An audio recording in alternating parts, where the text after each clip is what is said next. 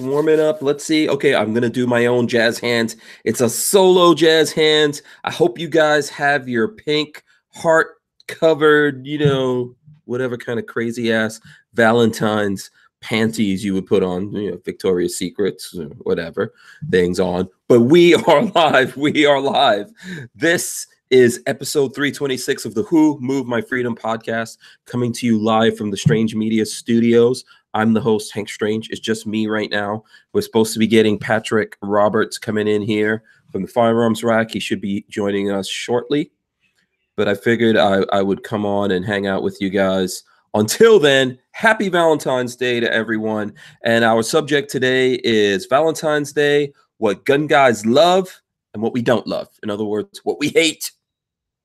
Okay. Plus, we're going to talk about these 5 Republicans who have decided to side with Nancy Pelosi when it comes to a gun registry. What? They definitely don't love us.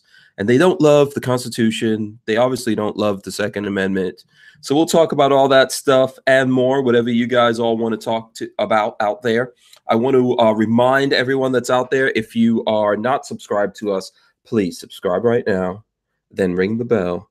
That way you'll get notified when we come on next time. Come on. We need you to do that. And if you are subscribed to us, do the thumbs ups, you know, share the video, all that kind of stuff. I'll probably go through, since we're waiting for Patrick here, and do some shout outs to people out there. So come on, at least the people who I'm shouting out, you guys need to smash those thumbs. I see SoCal Gunners out there, DCG 44s as well. Ridge Runner, he's out there as well. Shout out to Ridge Runner. Let's see. Who else do we have? We've got Magnum Boys, Richard Hughes, Psycho 316, Bricks is out there, Jade Grew is out there. Who else? Paul K. Also, Ray Bazzolo is out there, Vanessa Kitty, Brian Wyatt, Rob Avis. Shout out to Rob Avis. Let's see who else we got. I think I said Special K already, right? Special K, David Serpa. Also out there, let's see who we got. We got Flopping Garbage, Greg 98K also in the house. The Tyven Show is in the house. There you go. I think the Tyven Show put out a question. What is everyone having for dinner? There you go. What am I having for dinner, Lola? Donuts? Having donuts for dinner? Oh, pot roast. Yes, I did have pot roast. So there you go. I'm on a meat and donuts diet. So actually, no, I'm trying not to eat donuts, but I will have some donuts since it's Valentine's Day, whatever that means. Valentine's Day is a scam, people. Just FYI, in case you don't already know. It's a scam. I see Special K is out there. Oh, Lola brought the Valentine. Is this like a special Valentine's donut menu? Boom. Yeah, I think you're supposed to we're helping out the man. We're helping out the man. I think you're supposed to cut it and then you give a donut and a card to someone. I think that's what those are. They're like cards. No, I just want the donuts. I don't care about all this jelly filled, fuzzy, feel goody stuff. I want this heart donut. That's the jelly filled one. Yeah. Yeah. That's the one you like. Yeah. Yep. Okay, I hear Patrick's coming in. He's getting set up right now. Come on in. Okay, let me see. Jake Delahome is also out there. Let's see who else we got. Eric Hammond. Hey, would you blow me? Lewis 1911. YNH out there as well. Okay, this just dropped down to the bottom. MC1SC, aka Mika, is out there. James Miller, Randy Peacock, Me Too on Tube. Boss Hog is out there. Scamp 900, RTS guy, Pixamite 1, Rich White, Chris Williams, Bragg Mo is out there as well. Lewis 1911, shout out to him. Knox Spectre says Jello. And let's see who else we got if I'm missing. Simpson Road Larry is out there as well. So shout out to all those people. If I'm missing anyone, let me know, and I will definitely give you all a shout out as soon as I can here.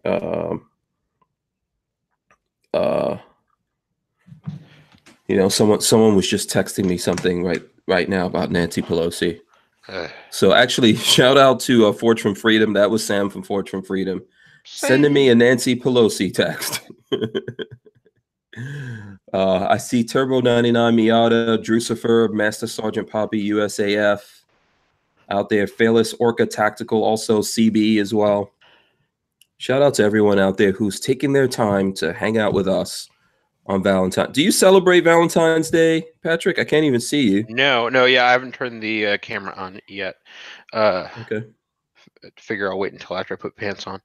Oh, okay. Oh, yeah. Hey, listen, we're fine with that. We don't judge. We're not judgy. No, the wife and I don't celebrate Valentine's Day. We never have. Never been either of our things. Just kind of a ridiculous, holiday. Pushes people to do stuff that they probably shouldn't or wouldn't normally do. Yeah. So we do have a tradition. We get Chinese food and watch a movie together at home. And oh, that's cool. What kind of movies do you guys like watching? You can tell me if it's chick flicks. I'm not going to judge you. It's really hard for us to settle on a movie. Like she's bigger into the chick flick stuff. I can't really handle them because I make fun of them throughout the whole movie, and she gets upset. So, yeah, it's it's a weird kind of. I know Lola and I have a tough time trying to pick what movie we want to watch as well. And I never watch a chick flick with Lola. I always watch it by myself because, you're the sensitive one. That's those things are private. Like when you watch a chick flick, you need to watch it on your own and do your own soul searching and crying and curling up. Nah, man, there is a if I'm watching a chick flick, there is a goal at the end of that particular little experience. Oh yeah, like I'm paying penance for something. To not just have your head explode and die. Yeah. No, I'm paying penance for something. Oh, okay. So Forge from Freedom. Sam says, read the text. Basically, this is a text. Nancy Pelosi. This is a CNBC article. It says Pelosi warns GOP that a Democratic president could declare gun violence a national emergency. She's warning us. Nancy Pelosi, there's something called the Second Amendment. So you can declare all the national emergencies, I think, that you want to. That's all well and good as far as I'm concerned. That doesn't mean that we have to comply with that. No. So, and they could do it whether, I think that's because like Trump says that he's going to take their money, use that to partially fund the wall, then create a national emergency, and then get the rest of the funding for the wall. Okay. If Trump's going to do that, that's what he's going to do. If we get a Democratic president and they're going to do it and try to go after guns, that's what they're going to do. I'm not worried about Nancy Pelosi's threats. So I don't know if anyone else is out there. What do you think about all that, man? I know you're not a super political guy. I think it's all fucking dumb, man. Okay. All right. I'll there's the political back and forth. I'll do this if you do this, and I understand this isn't in your best interest, but I want it. Kind of crap is just, it's tiring. It's depressing. Yes, I keep up with it. Yes, I vote accordingly, but I fucking hate talking about it. It just brings me down. It's like watching nothing but, Rachel Maddow, like for 24 hours straight. Yeah. I mean, look, we talk about it here. We do get on those things. We have people that come on and they talk about those things as well. What are you doing, Lola? I don't think that text meant that. I don't think she's threatening. I think she's warning them that that's the reason why she wants gun control, because if the Democrat gets elected, we're going to riot. I think you misunderstood the text. Oh, is that the rest of what? Oh, I don't know. Just from I what you read, that's what I thought.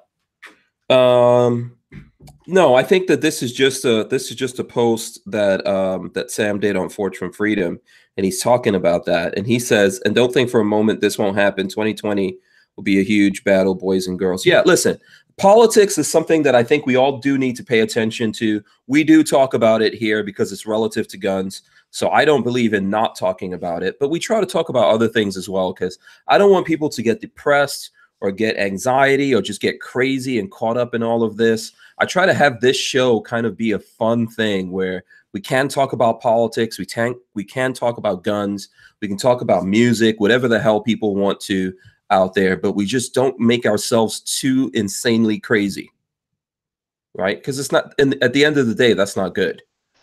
You know? I mean, that's my thing. Is it becomes a sticking point. It drives a wedge between people, and it just ultimately the conversation of politics for me personally is always uncomfortable. And like I said, it's not to say I don't pay attention to it. It's not to say that I don't, vote accordingly, write my representatives, and all of that good stuff that a good American citizen should. I just don't like talking about it. Yeah. Yeah. So we're going to do a little bit of that, but we're going to talk about Valentine's Day. What we titled the show tonight is "What do gun guys love and what do they not love?" Or what do they hate? So that will be the main conversation you and I have. If there's stuff that we get into that you don't want to talk about, it's all good. No. I'm not going to shy away from it. I just, like I said, I don't want to center the conversation around that. Yeah. So, okay, but listen, while we're here, let's just do this now. Let's get into this real quick right now. There was a headline that went around today that I got it, and it says, "These Republicans are joining forces with Pelosi to promote a national gun registry." Yeah, so I saw that. Yeah, so it's about 5 Republicans are doing this. Peter King, Republican, New York. That's not a big surprise. Brian Fitzpatrick, Republican, Pennsylvania.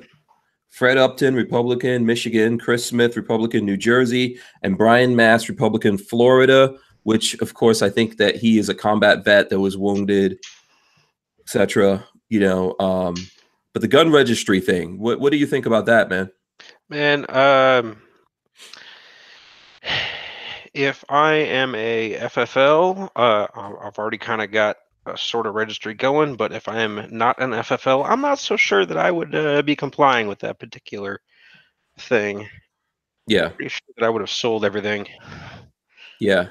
Listen, first of all, I think that we right now stand the best chance, and I don't mean best in a good way. I mean best in the bad way. We stand the best chance that we're going to get stuff like this. You're going to actually see that with Republicans having half of Congress and Democrats having the other half, and with Trump being in the White House, you're going to see some deals get made. And some of those deals might be things that these people are going to try to push on us and say that, oh, this is no big deal. We're not creating a registry. That's some of the feedback that I've gotten from people that have spoken to these guys, that they have already an automatic response set up. And when people are emailing them and reaching out to them saying, hey, don't support this, so they're automatically sending their talking points back to people. I got that from Special K. I got some stuff from Richard Hughes today. So they're going to say it's not. I think that we stand a good chance of seeing this. And the reason why I'm telling you guys that, not because I support it, I don't, because people need to wake up and pay attention to the fact that it's not, you don't have to worry just about Democrats. As a matter of fact, I think Republicans are more dangerous when it comes to the Second Amendment. And folks out there need to pay attention to what's going on, because these guys right now, I feel they want to put these things into effect. They want these things to happen. So if you don't want to do it, you need to let them know. Ultimately, we all need to come to, because just me or a couple of people out there going, yeah, we're not complying with this. When they come get our asses, I think we're just going to go, okay, fine. We could talk all the shit we want to. When they roll up on just one of us or a couple of us, we'll be like, if you have a family, if you have people that you care about, I think we have to figure out a way collectively to push back against these things and let these guys know that this is already too much. So, no, I mean, I agree, and like I said, I absolutely stand behind, like making my stance known to my representatives. Mm-hmm. Yeah, I'm just trying to fix my color here on this camera has been pretty horrible lately. Looks like there's some kind of weird thing going on here. I'm gonna mess it up, see if I can make it any better. I don't know really what that is about. I think my camera is just going out on this thing, to be honest with you. Yeah. You probably need to like switch cameras or something like that. It's pretty horrible. All right, so forgive the whatever kind of crazy effect thing is going on here. We'll see. Maybe it'll get better here in a second. Okay, so if you guys have any comment on this thing, let me know. This is the time to talk about it. This is the time to get it all out. I definitely recommend people get in touch with your elected representatives out there and let them know that you don't agree with these things. You don't want to see any kind of gun control. They're going to keep pushing this. They're trying to use, we're coming up on the anniversary of Parkland. And obviously, this is going to be a thing. The media is going to talk about this a lot. Yeah.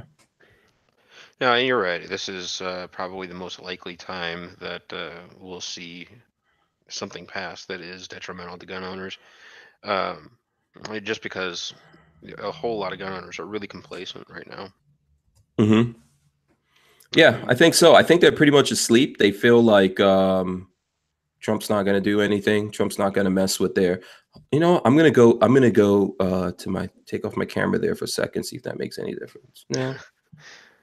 So did you put your pants on yet, man? I did. This is weirding me out because you're talking so mellow and then I can't see you. I don't trust what you're up to. Yeah, you shouldn't ever. Yeah, exactly. I'm currently looking for that photo I took of you with the I need bag. to see your hands. I need to see your hand. Oh yeah, okay, the Brody bag. Yeah, no, I mean, I'm putting it on Instagram right now to tell. I have a picture of you with that Brody bag. Okay, don't forget that. Yes, because I was handing it back to you with your full conceal. Yes, exactly. And I took a picture because I knew that would probably be my best opportunity ever to get that kind of evidence on you. So. I mean, I'm not a bashful guy. I mean, I don't give a shit. I'll carry a brony bag around. I don't care. Yeah. I've been married for long enough, and I'm a secure human being, and I don't give a crap. Yeah. Yeah. Care. No, if you know you're a man, you don't have to. The brony bag is just not my favorite option. I like the other. I don't have my bag here, but I like the other. I have a Switch. The video game console Switch. I have a bag for one of those, and that's where I actually keep that full conceal in. I've got I think it's, where the hell is it? Oh, actually, it is over here. It's not far. I had a really interesting conversation with Mike about how that came to be, and I still have mixed feels. Conversation about how the full conceal came to be. Oh, okay. And what did he tell you about how he came up with it? He wanted he started out with like a car PM9 and then didn't like how inconvenient it was to carry plus a mag or something, so he put it inside of like this Case Logic bag, and that kind of morphed into, well, why can't we make this thing smaller? And they found a way to fold it. I think also so Mike is one of those guys, and there's a few people out there. Anyone out there that believes in this, let us know right now. There's gun guys that don't like carrying in a holster, inside the waistband, outside the waistband. They don't like that. They like pocket carry, right? Yeah, well, that's dangerous as crap, and they're wrong. I'm sorry. I don't care what their preference is. If you don't have something covering the trigger guard, like you are asking to be shot by your own gun. Yeah, by your own self. The gun doesn't shoot you. You do. Right. So, yeah, I think so. I think even if you have like a small, I actually have one of the things I was going to show is I actually have a North American Arms, the Black Widow. Check that out. One of these. Is a cool gun. Yeah, one of these came in. This is in 22 Magnum. And the thing is, even the company recommends you put this thing in a holster. You put it in your pocket, put it in a holster. You want to think about everything that you have, because especially when you have a bunch of crap in your pocket. So that one in particular, like I wouldn't feel terrible about carrying that in not a holster, just because of how it operates. It's single action. It's got these little safety notches on the cylinder, so like you lower the hammer and then rotate the cylinder half a click, I guess, and it sets the firing pin inside this little trough, so it can't jump onto a live round. So I don't feel bad about that one in particular. Still don't like the idea of carrying without a holster because I don't want to be. And then you have to cock back the hammer all the way like that. Yes. In order to be able to pull the trigger. I would still put it in something though, because look, I have a lot of stuff in my pockets, So if you're the kind of person you don't have anything in your pocket, maybe. But I have a lot of stuff in there, and I think it's easy to things can still go wrong. I want to mitigate that. Yeah, you know, I mean, and like, I'm not a stranger to carrying a large firearm either in like a t-shirt. Oh, all right. Yeah, what I don't know what you're up to. By the way, let me do some shout outs while you're figuring out your stuff. Uh, I see Skip's Tactical Solutions out there. Avery, shout out to her. She was on the show yesterday, and she was a great guest. Oh, nice. And also 1,000 times better looking than you. Probably. Yeah, yeah. Clover Tack is out there. Clover is, I don't know. I was gonna say he's like 10 times better looking than you, but I don't know. It's kind of like a toss up. I'm cracking my own self up. That's how you know you're not funny. If you make yourself laugh, it's really not funny. Ooh. So Clover Tack says I carry my NAA revolver in a little leather sheath. Works great in the pocket. Okay, very cool. So let's see. Are you out there, man? Can you turn this camera on or what? Or you? I have a feeling you're like sitting there in lingerie or something right now. Yeah. No. Clover Tack says he's a sexy beast. I agree with the beast part, the sexy part. Not all the time. Sometimes he is actually sexy. It's pretty sexy, but not all the time. Not all the time. Wow. And then Skip's Tactical says my jokes are better than hers.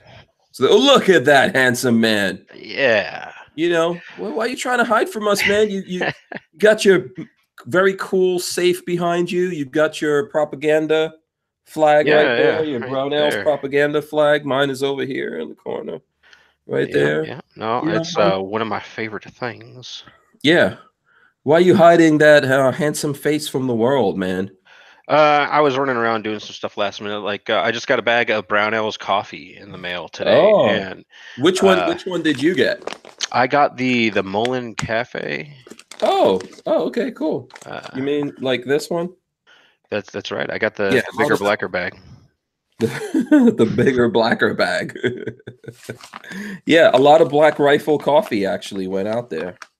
Mullen Coffee from Brownells. Shout outs to the Black Rifle guys, who I do not know, but I like their videos. I like anyone who would put a minigun on a frickin' Prius.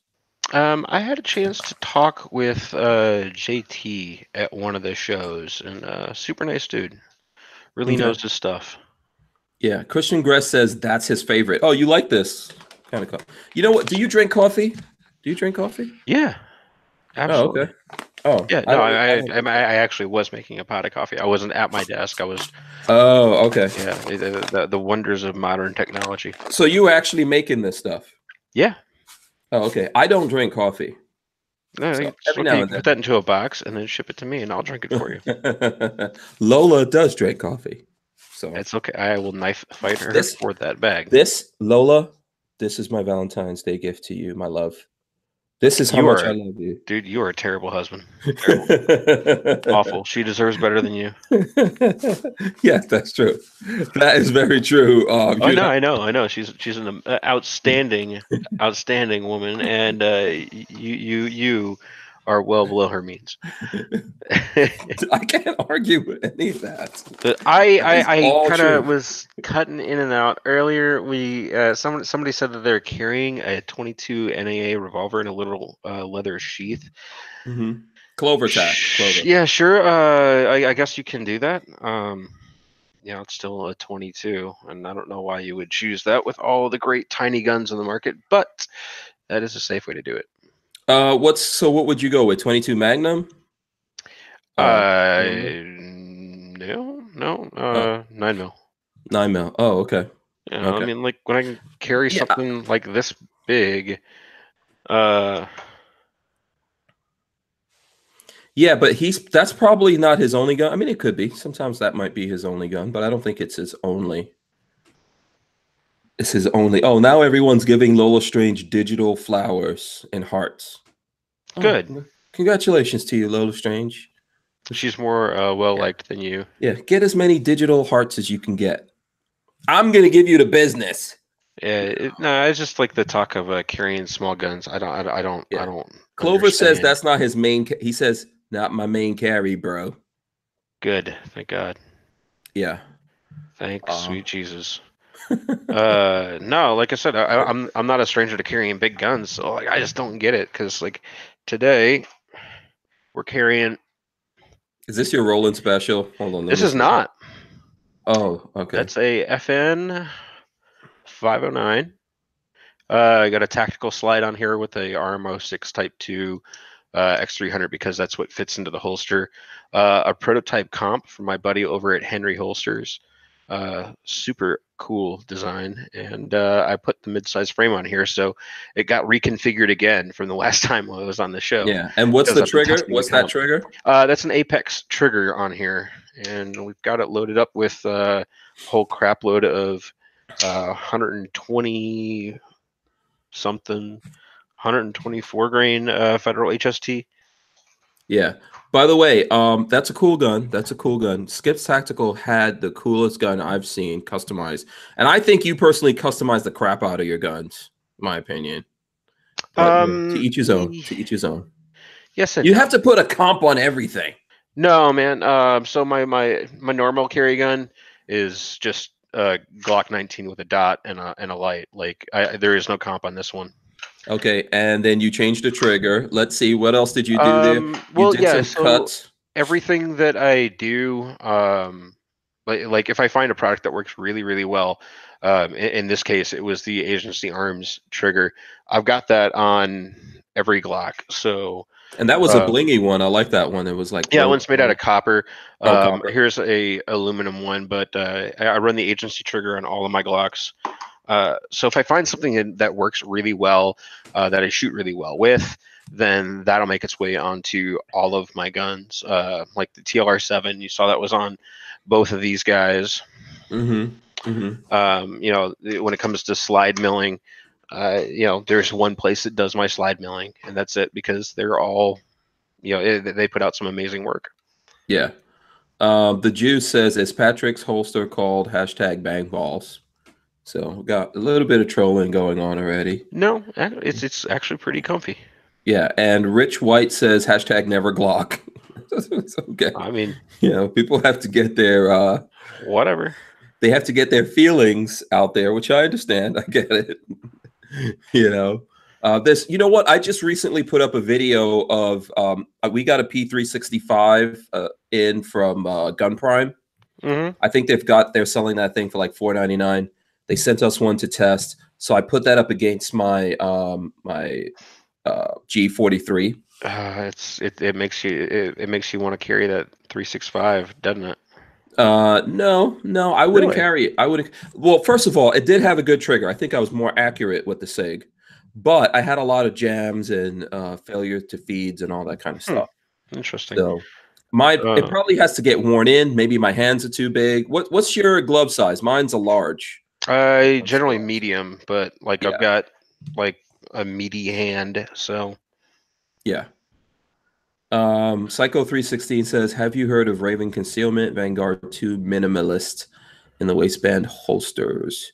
I've heard of Raven Concealment. Are the minimalist ones the ones that are just around the trigger guard? yes, yeah. So the Vanguard 2 is going to be an injection molded like trigger guard sleeve. So it kind of goes around this part here, and it's got a belt clip off of it. The Vanguard 2, you can get like a enhanced version that's got what they call the Raven Concealment wing, and that kind of rotates the gun in towards your body a little bit. Not really my thing. I did that before. I did not with the clip and everything, but I did do that trigger guard Kydex thing a long time ago. Like it had a loop, it went around my belt. Yeah, Yeah. no, this has like an actual belt clip. Mhm. I used to have one for my 43, but I came across that really thin holster that seemed to work a little bit better than the Vanguard series. I need to give it another try though. Yeah, I honestly just prefer Kydex or leather holsters. Yeah, that cover most of the gun. It's fine with me. no, You know? I 100% agree. Yeah. Um, I don't really feel like those they keep your finger off the trigger for sure. But yeah. it just doesn't. I think as you get along, maybe there's a lot of people that do that when they first get into it. There's people who've been doing it for a long time. They like those, but I've kind of moved So away from those. yeah, like so, the reason that I'm not a huge fan of them is if I go to the range and I do that reasonably often and work from a holster, I have to take it off every time, put it onto the gun, put the gun and the holster back into my waistband, and then do my next rep. And it really kind of screws with the amount of practice I can get in within a specified time period. So I tend to gravitate more towards like this one is a Filster Spotlight that I put some discrete carry concepts clips on, and that allows me to holster the gun while the holster is still in my pants. I've got if I take my J frame, it's a Harry holsters J frame holster, and all of Okay. them are going to be good Kydex appendix rigs. And Shout out to Harry's Holsters. He does help us sponsor the show. he is a He's a good dude. good Harry's dude. awesome. Yes, and here's the 365 holster from him Hey, that's that discreet. This just has yep. one because I do like the 330, 305-ish, whatever, Go get you some foam and try putting a little bit of pad on the back and moving it around front, dude. Like I'm able to pack a much larger gun appendix than I could ever have even like Really? imagined Okay. at 3 o'clock. Yeah. I don't like the idea of appendix for a lot of different reasons, especially when I sit down. And then I have I have a bunch of cuts in my stomach actually from different surgeries and stuff. So it doesn't, and then any kind of pressure on my stomach makes me uncomfortable, to be honest with you. So I try to avoid that whole thing. I'm not super worried about shooting the nuts off. Like I know that's what a lot of people don't want to carry appendix for. Yeah, I don't know It if just that's doesn't fair. work out. It doesn't work out being comfortable for me. I've tried it. Yeah, no, So it's really dependent on holster, and finding a good one that works with your particular body type has a lot to do with it. Like there's not one right answer. Some yeah. dudes are able to get away with a Vanguard style holster, and they can carry a large gun like I'm carrying today comfortably. Like I need something that's a little bit more tailored to the gun, and it does a couple of other things. I kind of talked about that last time about how different components of a holster are like tilted into your body and rotated, and Hmm. like foam and all that good stuff. Really enhances the comfort of carrying appendix. Um, so Yeah. I think, look, everyone out there, figure out what's the best, safest way for you to do what you have to do. Practice with Well, that.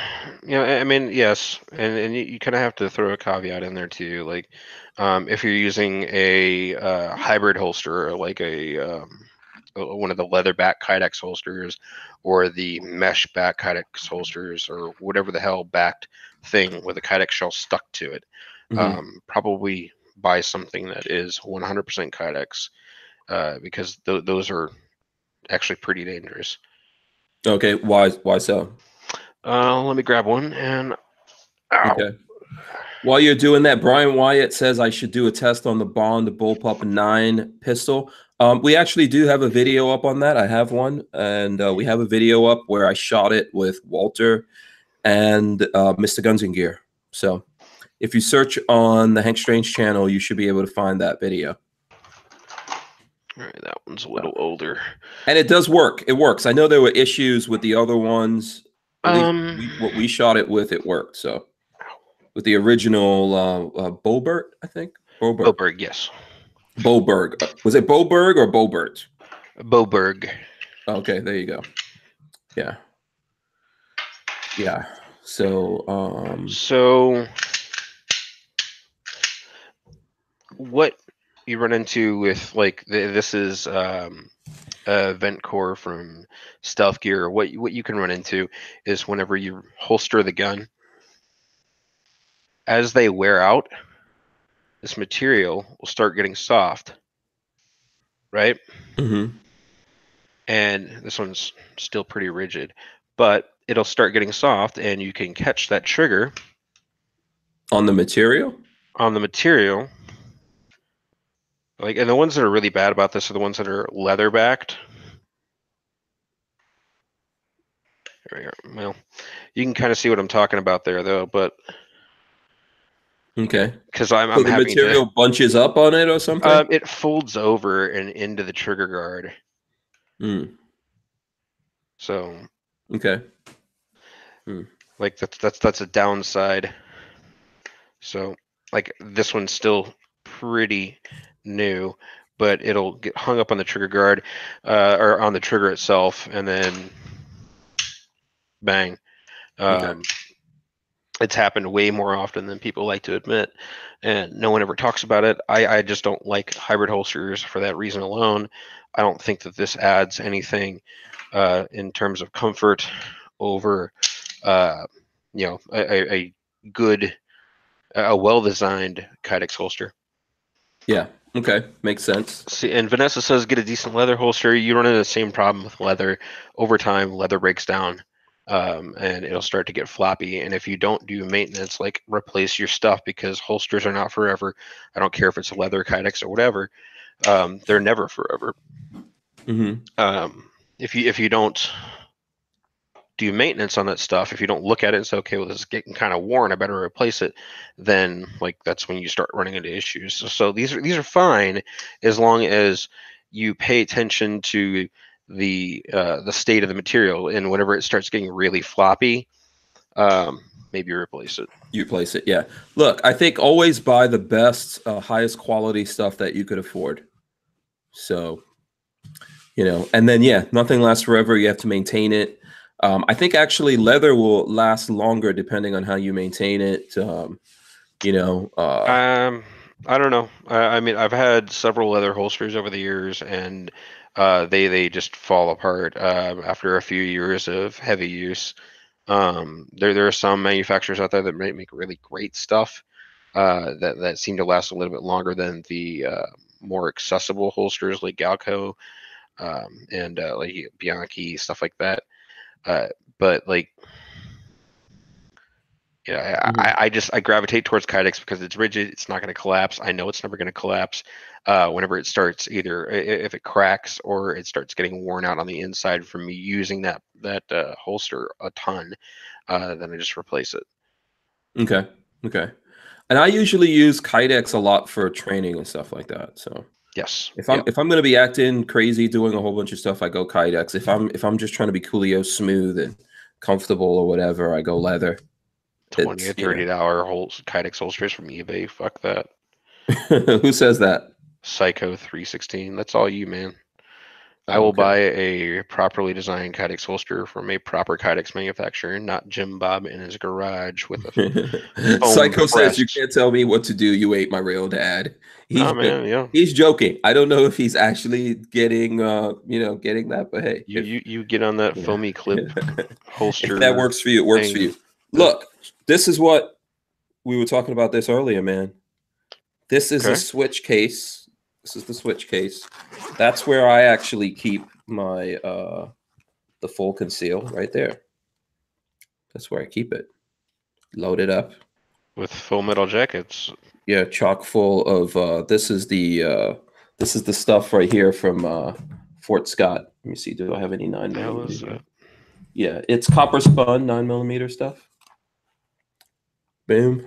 There you go. Pickle Scratcher wants to know why they don't make a bulletproof holster. A what? I don't really know. A bulletproof holster. Oh, like, bulletproof so you don't holster. shoot yourself. Well, it's very close. You. Yeah, where the holster is going to be is really close to you. Well, I mean, like Kevlar. Yeah, so I don't know, man. Like, I don't know why no one's doing that. I would think that like trying to get the Kevlar material to stay on the holster should it the pistol be discharged would be kind of tough. Yeah.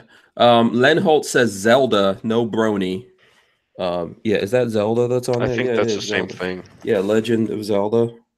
Yeah. Yeah, I need to get a marker and just make my own thing on there. That's probably not what I. Whatever. I'm sure it's fine. I'm not ashamed of it. You Given know, what's inside of it, like I feel yeah. like there's nothing you can do to make it better. Um, yeah. Look, when I need that thing, I have it. That's all that really matters to me. Vanessa Kitty says, "My holster was made in 1982. What year were you born?" Well, your holster is a year older than I am, but yeah, no, that's all you. Yeah, and I'm sure it's in good shape. So, um, and I want her to be honest with herself. Is yeah, it more flexible today than it was the day that she bought it?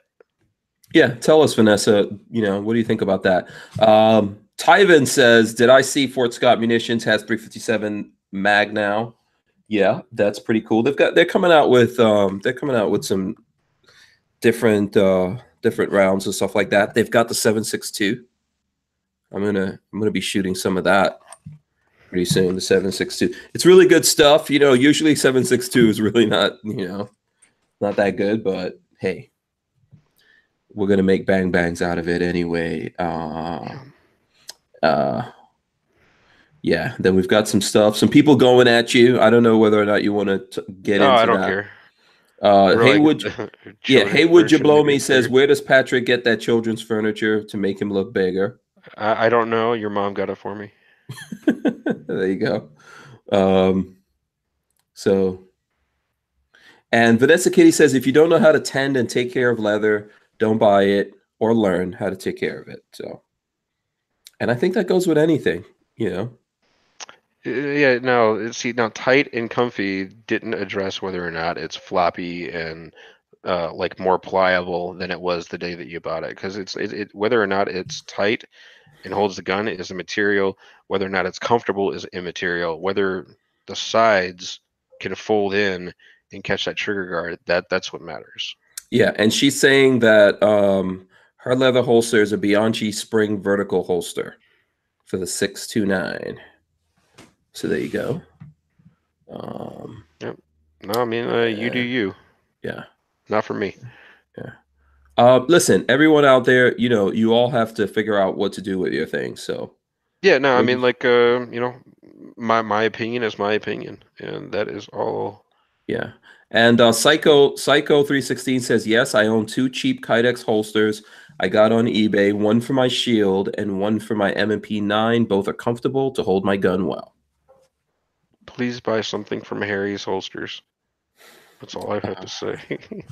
yeah. Like once you and like a lot of the stuff, man, like this is something that I run into a bunch in the gun industry is my blah blah blah is just as good or my blah blah blah is does a great job and like I was the same person, when I started getting into this stuff, and as I get into it deeper, I get to use better things, and then when I look back at those lesser items, like the $35 holsters or whatever, um, like you realize exactly how bad that thing was.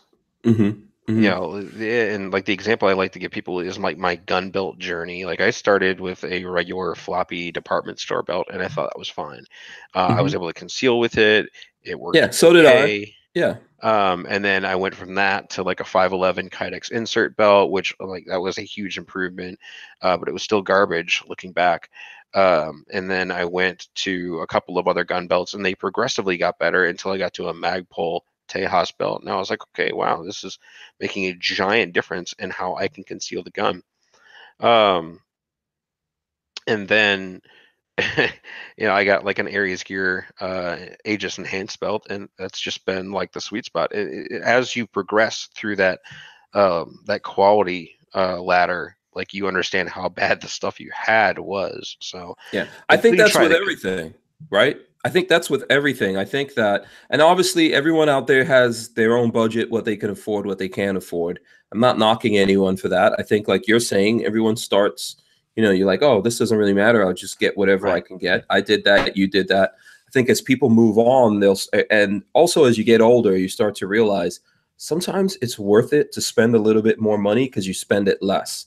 If you buy a cheap belt, and it breaks and whatever, and then you wind up over a few years having, buying 10 cheap belts, it was better for you to just get like one or two high quality. I wear leather belts from Andrew's Custom Leather. You know, and those are pretty good for most things, not everything. Some things I actually do use other belts for just because of sizing and stuff like that. But, you know, it's what works for me, and they're tough. So Harry's Holster says leather looks great with revolvers.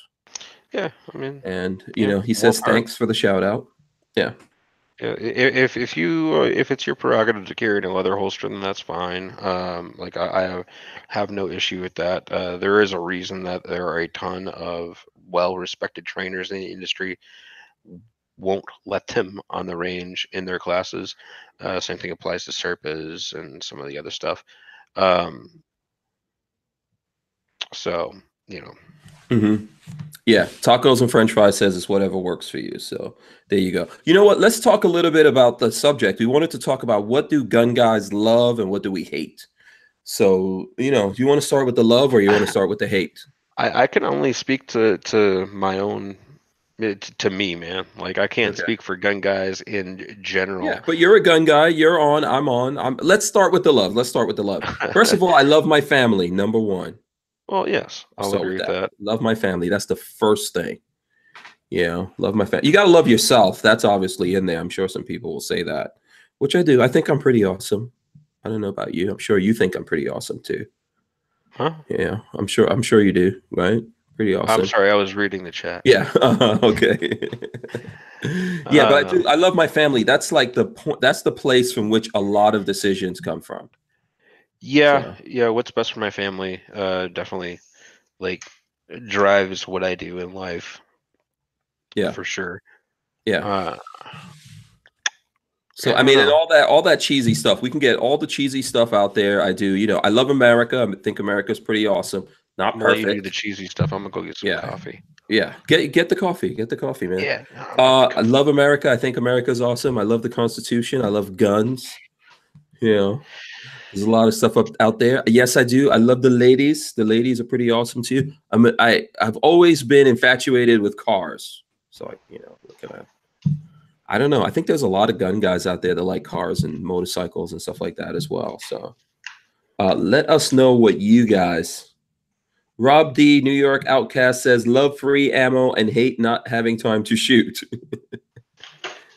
Jafari H says I hate the post office. I don't know if there's anyone who loves the post office, not even the people who work there. James Miller, some weirdo out there.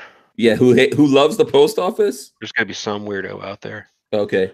I guarantee it. Yeah, James Miller says yes, Hank, you are indeed awesome. See, there you go. Cosign.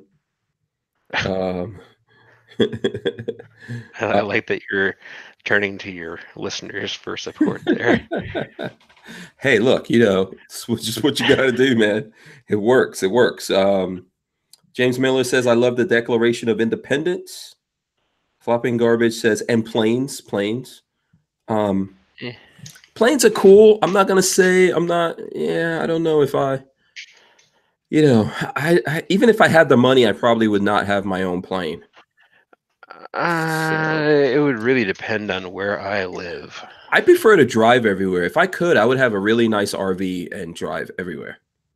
I would live out of an RV or something like that. So, but you know, I don't have a fear of flying. I've done a lot. I've been flying since I was 5 years old. So I don't, you know, but yeah, planes, I don't really want to. That's not a place that I want to spend money on. Just like boats. I like boats. I like going out on the ocean. It's pretty relaxing, but. Richard Hughes says car, boats, planes, guns, and girls. Okay. From Richard Hughes. Eric Hammond says God, family, country, and everything is either well behind those supporting those. Okay. And then Psycho says the weather delayed my order of 4 Brownells USGI style mags. Yeah. Actually, I think it was Tyven sent me a let me see if I have that. Tyven actually drove past Brownells the other day. Let me see if I have that picture that Tyven sent me. Yeah, they're under a ton of snow right now. Yeah, they were like snowed in because I actually sent it to the guys, and I don't know if you guys are even going to be able to see that out there. But look, that's Brownells, and all that white stuff is snow on the roads. And Tyven was driving past there, and he sent me a picture. Yeah, I talked to Ryan Rapp and Roy Hill the other day, and they were driving to Des Moines to fly out to Ron Bellin's funeral. Rest in peace, Ron, by the way. Who can you tell us about Ron? I know I saw some stuff out there. Ron Bellin, he's a he was a retired Navy SEAL Master Chief. Great dude. Did some work in the industry on, I think he had a TV show centered around hunting, and I know that he was really close with Ryan and Josh and Roy and all of the other folks at Brownells. I had the opportunity to meet him once briefly. He was super, super nice. But he passed away, and they laid him to rest this week. Okay, yeah, I saw lots of folks in the industry. I'm not sure whether I met him or not, but I saw lots of folks out there in the industry. Do you recall meeting a large man with an eye patch? No, actually.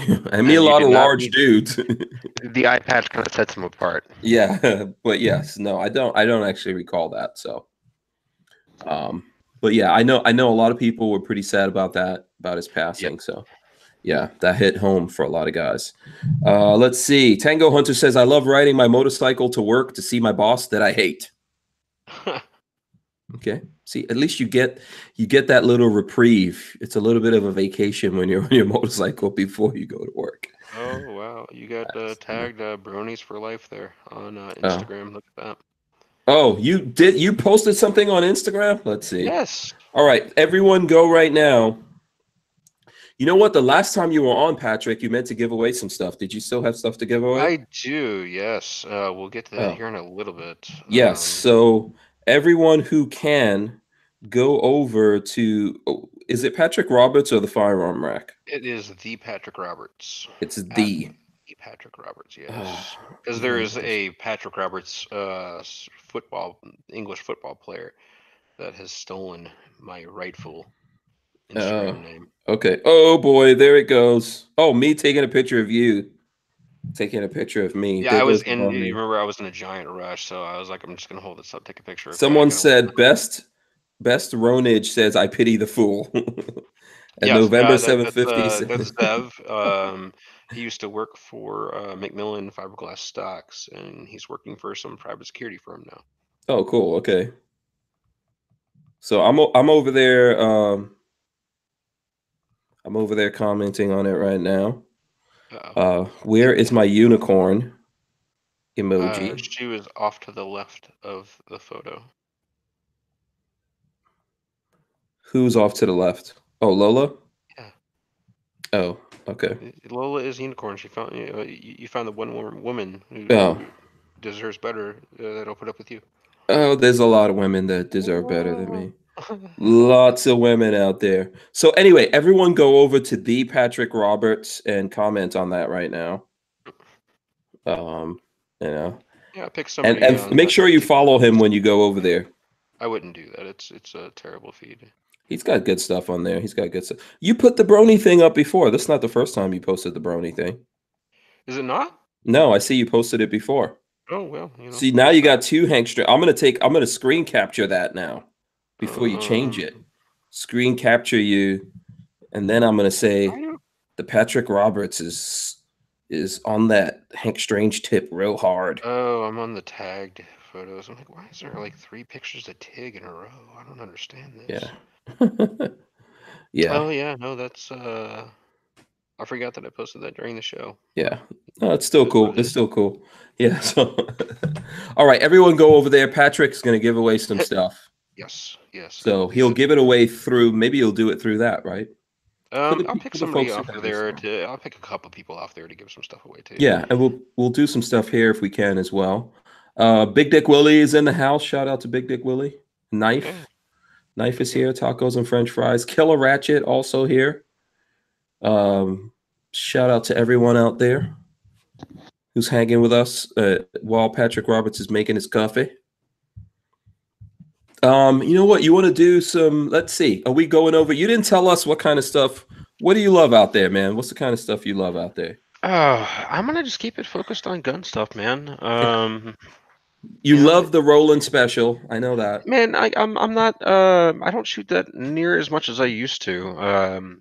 Like I actually the gun I normally carry, the Glock 19, I repurposed the slide and the comped barrel sits on my desk. Like I haven't shot with the KKM comp in I see your awesome dog. Oh, months. he came in and he left. Huh? No, your dog came in and then he left. Yeah, no, he better leave. Little Oh. jerk. He finds every little thing on the floor, and I do a lot of gun stuff in here, so he'll find, dummy rounds or whatever to grab and run off like a little scavenger mutt. Yeah. So I wonder if gun guys are more dog people or cat people. It seems that way. There are some cat people in the industry. Yeah, but I think most gun guys are dog people. I think we love dogs. There you go. That's the bear. Yeah, there you go. It's a good dog. All the way up. Can you lay down? Down. Thank you. Yeah, I think most of us are gun people. You guys could sound off right now in the chat and let us know. Are you dog people or cat people? I don't trust cats at all. As far as I'm concerned, cats are evil. So Scamp900 says he loves his dogs. Tacos and French fries says dogs. So James Miller, dogs. So we'll see. Someone out there is going to be a cat person, I guess.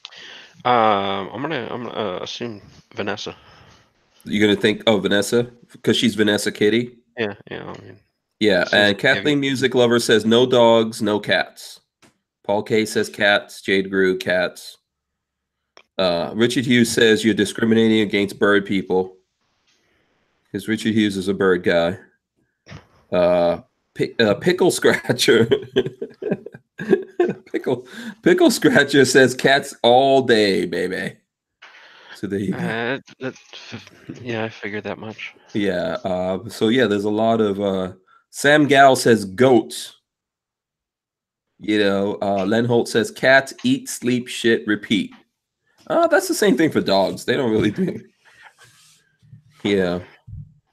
No, I grew up in a cat house, man, and like I just don't enjoy them as much. There's nothing wrong with cats. Just not my thing. Yeah. Archangel says his cat will jack a liberal up. If it suits the cat, then maybe. Yeah, and the pant says hashtag cats are dicks. Yeah. And Rondell Stewart says, I'm both. Dogs are loyal and cats are manically cool. Okay. And Jafari H says, Chris, bird people are cuckoo. You know what? I agree with that. I agree with that. Yeah. Yeah. And Richard Hughes says, Sailor jumps on cars. Yeah, my dog jumps on all kinds of cars, trucks, whatever he could scratch up, he gets his claws on.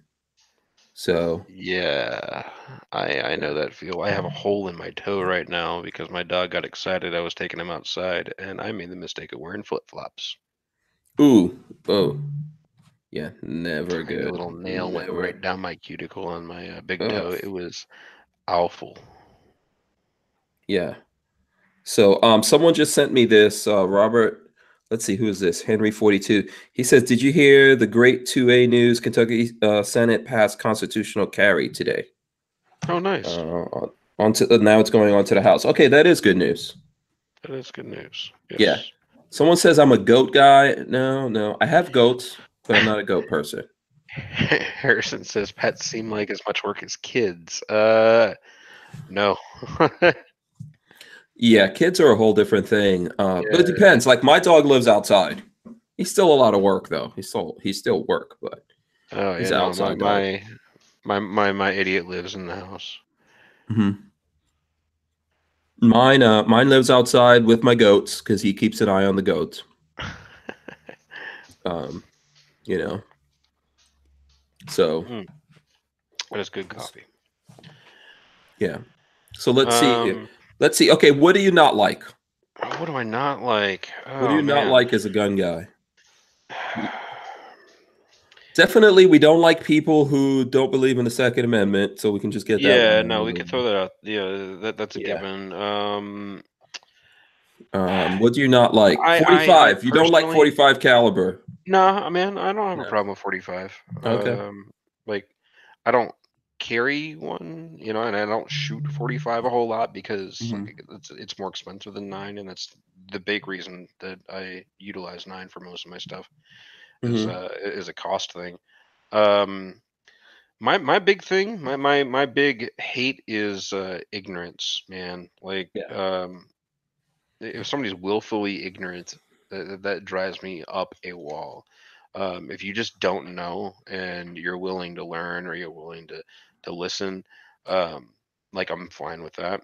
Yeah, but But if there's a you, bunch of willfully ignorant people in the gun. I think this is gonna hurt some people's feelings.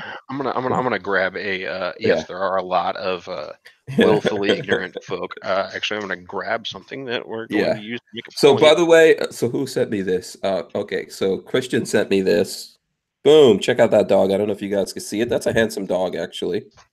Good looking dog there. Good looking dog.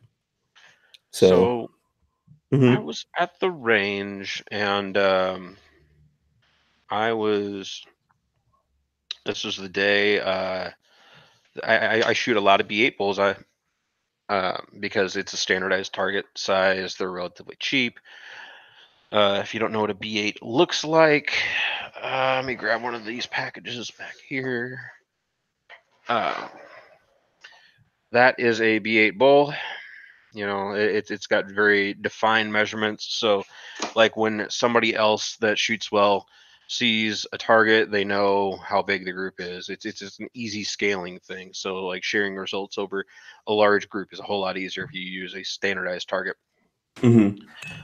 So that particular the day that I'm going to be referencing, like I'm running like the Vickers test where like it's a clean pass. You know, I think that one scored out at a So what does that mean? You 98. can't go out. So you need to be in that inside ring, the scoring. Within the black on that, so the test can be scored two different ways. Well, three different ways. You've got the traditional way, which is here you have X and 10, which would be 10 points, 9 points in the 9 ring, 8 points in the 8 ring, 7 points in the 7 ring. Okay. You know, and then Vickers scores it a little differently. So anything inside the black is a pass. Anything in the white is a Oh. shot down or it's a penalty, a time penalty, something like that. Okay. And then you've got Steve Fisher, my buddy Fish from Sentinel Concepts, scores it. Anything in the black is 10 points. Anything in the white is -10, which feasibly you could shoot a -100 on his, or maybe it's the Okay. black is counted as nothing, and then a shot in the white is counted as -10, something Right. like And that. so, okay, and they use these circular targets. They don't use the silhouettes or anything like that, Yeah, right? so I Yeah. mean, and the reason is a lot of the guys that I shoot with believe that you know good marksmanship is the fundamentals that you should build self-defense training on. I tend to agree with that particular point of view. And the reason that they go with these circular targets, a lot of the guys are shooting B8s, Bill Blowers, Chuck Pressberg, um, you know, who else? I know that Ernest Langdon uses them a bunch. Fish uses them a whole lot. But the reason that they use these is because I can put this on the internet and somebody knows exactly how well I did. It's not scaled. It's like I know what a B8 is going to look like. I know Okay. that And so, and what is it? What is it making it the B8? Just show us that one more time. You're going a little fast. Let me see. the B8. Yeah. So What is it? the B8 target is this is a center repair section. Like they come in these giant ass sheets. But this is just the center repair section. Um, I know my wife. Yeah, my wife is calling me. You can text if you need something. Um, so the cool thing about this is it has predefined measurements, right? So Mhm. in the center, that is 1.68 inches across in the red X ring. They're normally black. I bought the center ones by mistake. The next one's like 3.36 inches. The next one is 5.54, and so on and so forth. So there are predefined measurements, and like I can put that on the internet, and the dudes that shoot a lot know exactly how big that group They have a is. reference point. Yeah, it's an Okay. easy reference. So it's easy to Cool. share results over a large group versus saying You know, I measured it out with a micrometer, or you know, whatever the case is. Because if you use a silhouette target and I use a circular target like these B8s, like I'm not going to be able to easily look at your target and be like, all right, I know exactly how he did, or I know what's going on, or you know, it's a really, you know, a really great job, because I don't have anything to equate whatever silhouette target you might be using. Okay. Anyway, Okay. so uh, the getting back to the willful ignorance thing. I'm shooting targets like this. This is a Vickers the test. That is 10 rounds, 10 yards in a par time of under 10 seconds from low ready or compressed ready or whatever. So I'm shooting at 10 yards. The gentleman to my right is dressed up head to toe in tactical gear. Like he's got his combat boots on. He's got some green tactical pants, like bloused over the you know, the shitty combat boots, all military style, and he's just decked out, right? And he's shooting from this like terrible knockoff Serpa paddle holster that he's got on his belt improperly. He's not even supposed to be shooting from a holster in this range, um, but he's doing it anyway, and he's doing it really badly.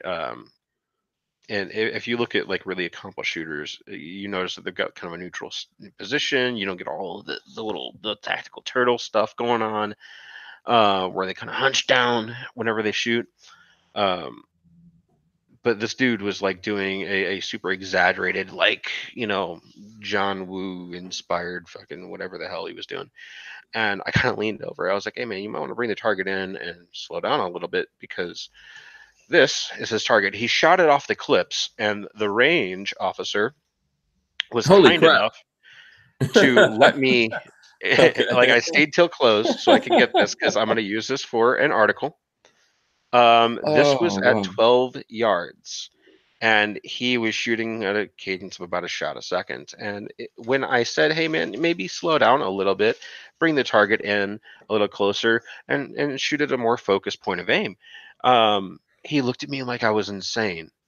Like I didn't know what the fuck I was talking about. And when I'm running this target in, you know, something like 0.4 second a shot splits, you know, so 0.4 second between shots, and I get a result like this isn't like an amazing result either. Mhm. um like, why would you not listen to the dude that's putting fucking holes in Yeah. a 5-inch circle in less time than you're shooting 5 shots at a foot and a half thing? um Yeah, I don't think he understands the reason for shooting at paper. No, well, and the Yeah. insane thing is, like, so like I said something to him, and then he brought the target back. For some reason, he took the target off, and then later he put that target back on. And like this dude had shot like 3 of these little binder clips, um, you know, it like in a row. It like he couldn't have done it if he tried. I mean, I would struggle if I tried. But it, like the willful ignorance of that man to look at me like I'm insane, Mhm. saying, "Man, maybe slow down just a little bit and focus on your fundamentals." And the RO pulled me aside. He says, apparently he's a, you know, a Korean War vet, and I said, "Man, I don't care. I don't care what your background is. Like if you're producing those results, like you need to change something." Mhm. And Mhm. just like not caring, God, man, that makes me Yeah. so angry. Yeah, Simpson Road Larry says that's definitely what you call spray and pray. No, well, I mean, if he was shooting fast, yeah, but I mean, we're talking bow, bow. You know, it was not fast. Um, like the dude had to have been like 55, 60, something like that. You know, maybe a Mm. little older than that. And what I mean by the way he was standing, I'm gonna move my camera up just a little bit. So, like, you see accomplished shooters, they stand very neutral, right? This dude was like this. Okay. Like he was Yeah. bracing for that harsh ass 9 millimeter recoil. Yeah. And Okay. it Like he was just about to shoot some full auto, do a mag dump. yeah. It was. Listen, mind-blowing. maybe he's just one of those guys for whatever reason. He needs to go to the range and make noise and get stuff out of his system. He's not really trying to improve or anything. Yeah, I mean, like, I would believe that if he showed up in whatever Velcro shoes he normally wears, but like the fact that he like got dressed for the range with his gun shirt and his gun hat, Oh my that gosh. made sure to show his status as a veteran, and his tactical pants with his tactical boots, like, um, that tells me that he cares. He's bought into the lifestyle. Um, maybe it wasn't Korea, maybe it was Vietnam. I don't know. I didn't have a lengthy conversation with the guy because he made me angry. Yeah. Um, I mean, like, that willful ignorance carries over to so many gun owners, man. Like, I've recently been going to the public range and shooting a hell of a lot more. Like, I mean, I'm in there 2, 3, 4 times a week, and I'm doing 150 to 250 rounds a trip, because I want to be better. Okay. And I want to talk about that in a little bit, and why I feel that way, because I think that's an interesting topic to talk about. And my dog needs to go outside, so we're going to go I think outside we with should. him. Yeah, I think we should all try to get better. You know, I think ultimately that's the point for most of us to try to get better. I know if you people told me that when I started doing this, and I find it to be true. The more that I get it, you know, deeper I get into the gun thing, you got to shoot on paper because that shows you where you're actually hitting, which is really important. And you know, I shoot a lot on steel just because we're trying to make the videos and go through it really quick, and you know, there's certain things going on. But I think it's really important to try to shoot a paper and see where, you know, where that round is actually going. So No, I 100% agree with you. And for the last year that I was okay, looks like we lost him out there. steel. Yeah, we Oh, lost you for a sec. yeah, no, I agree. I picked up so many bad habits from shooting on steel. Like, paper really has told me so much more about what I'm doing with the gun, and helped me improve, like, an incredible amount, because I've been focused on what my results are and not just the sound that it makes whenever it target. I'm Yeah, sorry. I had to step outside to let my dog out because he's whining like he needs to poop. better out there than in there. Yeah, Yeah. I just had like I was choking a little bit, so Oh. that's why I'm um. like tearing up a little bit here.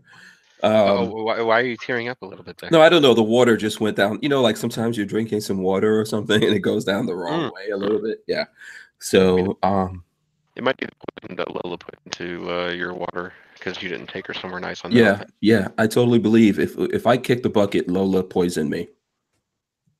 So if she was gonna do it, she would have done it a long time ago. Let's see.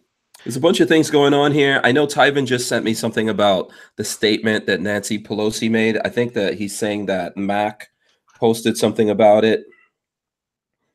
Nancy Pelosi warns GOP that a Democratic president could declare gun violence a national emergency. And I think Mac posted that up. Mac was just actually texting me, so I'm trying to get him to come on. He might come on tomorrow, which would I'll be send him cool a if we get. text and tell him to get on here. Yeah. I don't know if he's probably doing something live right now.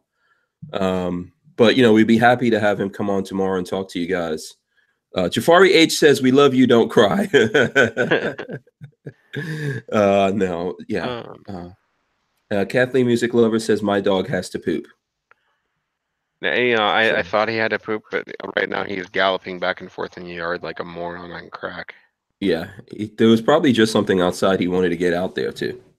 You know, he's got a ton of energy, and he Mhm. just he has to come outside sometimes and just sprint in the yard like a moron for a little while, to get it figured out.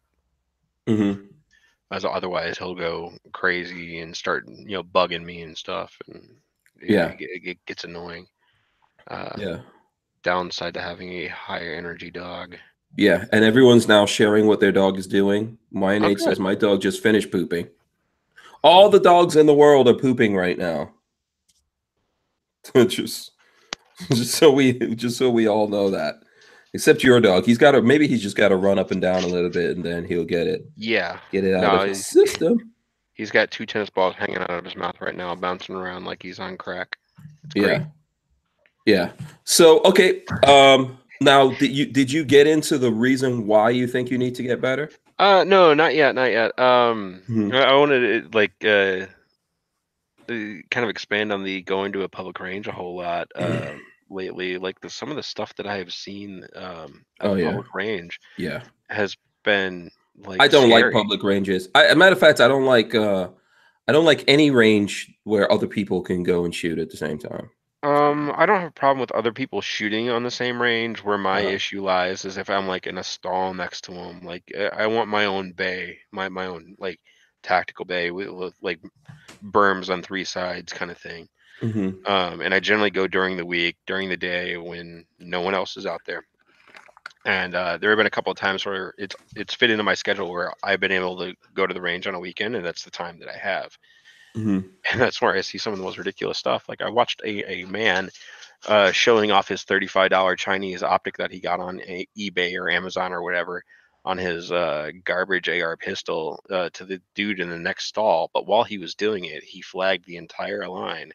And, whenever he pointed the damn thing back down range, it was like pointed directly at the back of his wife's head, who is Wow. on the line shooting as he's having a conversation about this $35 Chinese, like, um, you know, NC Star looking, Seymour knockoff. Hmm.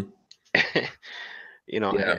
I have physically grabbed more firearms in the last month by going to the public range on the weekend than I have it in my entire life. It's ridiculous. Yeah. This is one of the I when I first started doing this, I had to go to ranges, and it wasn't a lot of fun. That's why, thankfully for us, we had enough property that we can actually make our own range out there. It's the most awesome thing ever, man. Because there's a whole bunch of stuff that goes on when you go to the range. Like, I've been to the range and there's two guys just having at it. Like, there was one guy that was a I don't know, maybe he was a Korean vet or something like that, and he was getting into it with this other guy, and people with guns shouldn't be at the range screaming and shouting at each other, making threats. And Lola, we actually caught some of this on camera because we were making a video, and I was like, I don't want to be in the middle of these two idiots, Yeah, no, like carrying on. So some range goers are just terrifying. Like I want to hear some of the people in the chat tell me their like bad range experience things like that. That sounds like it'd be interesting to hear. yeah, Um, yeah. yeah, and Ranges are not fun. They're not fun. There's always, if you go there and there's no one there, sometimes it's cool, it's all good. If you look at my early videos, you'll see a lot of stuff shooting on the range, but it was always some kind of problem for me. So yeah, I mean, like it's just a convenience thing for me. Like the indoor range that I go to is like 8 minutes from the house. So I can, in fact, whenever we end the podcast, I'm gonna grab my range bag. I'm gonna run down there, and I'm gonna shoot 150 rounds at 25 yards, and then I'm gonna come home and do some work, hmm. and then Hmm. spend some time with my wife for Valentine's Day. Um, so it's just a convenience thing. And sometimes somebody said never go to the range on the weekends, and sometimes that's when it fits into my schedule. And trying to keep the same firing schedule where I get as much practice as I feel I need to improve is important. Yeah. Killer Ratchet says he has a bad range story. No, I want to hear them. Yeah. I want to And type them out. Tell me about them. And whoever comes up with the best one, I've got some of these excess sites discount cards. Um, so it's 25% off of anything on excesssites.com, and I've got a whole stack of them. So I'm gonna give away some of them to dudes that come up where whoever in the chat comes up with good range stories. Also going to give some away to those comments on Instagram that I like because I've got a bunch of them and I want them out of my office. okay. So excess sites. You've got Yes. Yeah. 25% Yep. off. You got stacks. You got Yes. stacks. Yeah. Yeah. No, there's about half of them here. So I Yeah. mean, like I said, I have a bunch of these discount cards that I want to get out of my office and into the hands of somebody that can utilize them. Yeah. Vanessa Kitty says, eat a lot of beans before going to the range. It helps clear it out. Harry's Holster says, a guy came to the range with a brand new AR, no rear sight or optic, D60, set a target up at 50 on the rifle range. I hope he was hitting the berm. Said they didn't have rear sights in rap vids. Okay. Okay, yeah, rap videos are not the place to get your gun information from. Just FYI. You know, I'm not against rap videos or anything. You know, I look at rap videos and all that, but that's not where you go to get any kind of information. Mr. FNH says, I was on a 3-lane public range. I was shooting from 50 yards. Next thing I know, people are bump firing from 25 and 100 yards on my left and right, flagging everyone while showing off. Yeah, those are the kind of things you have to put a stop to.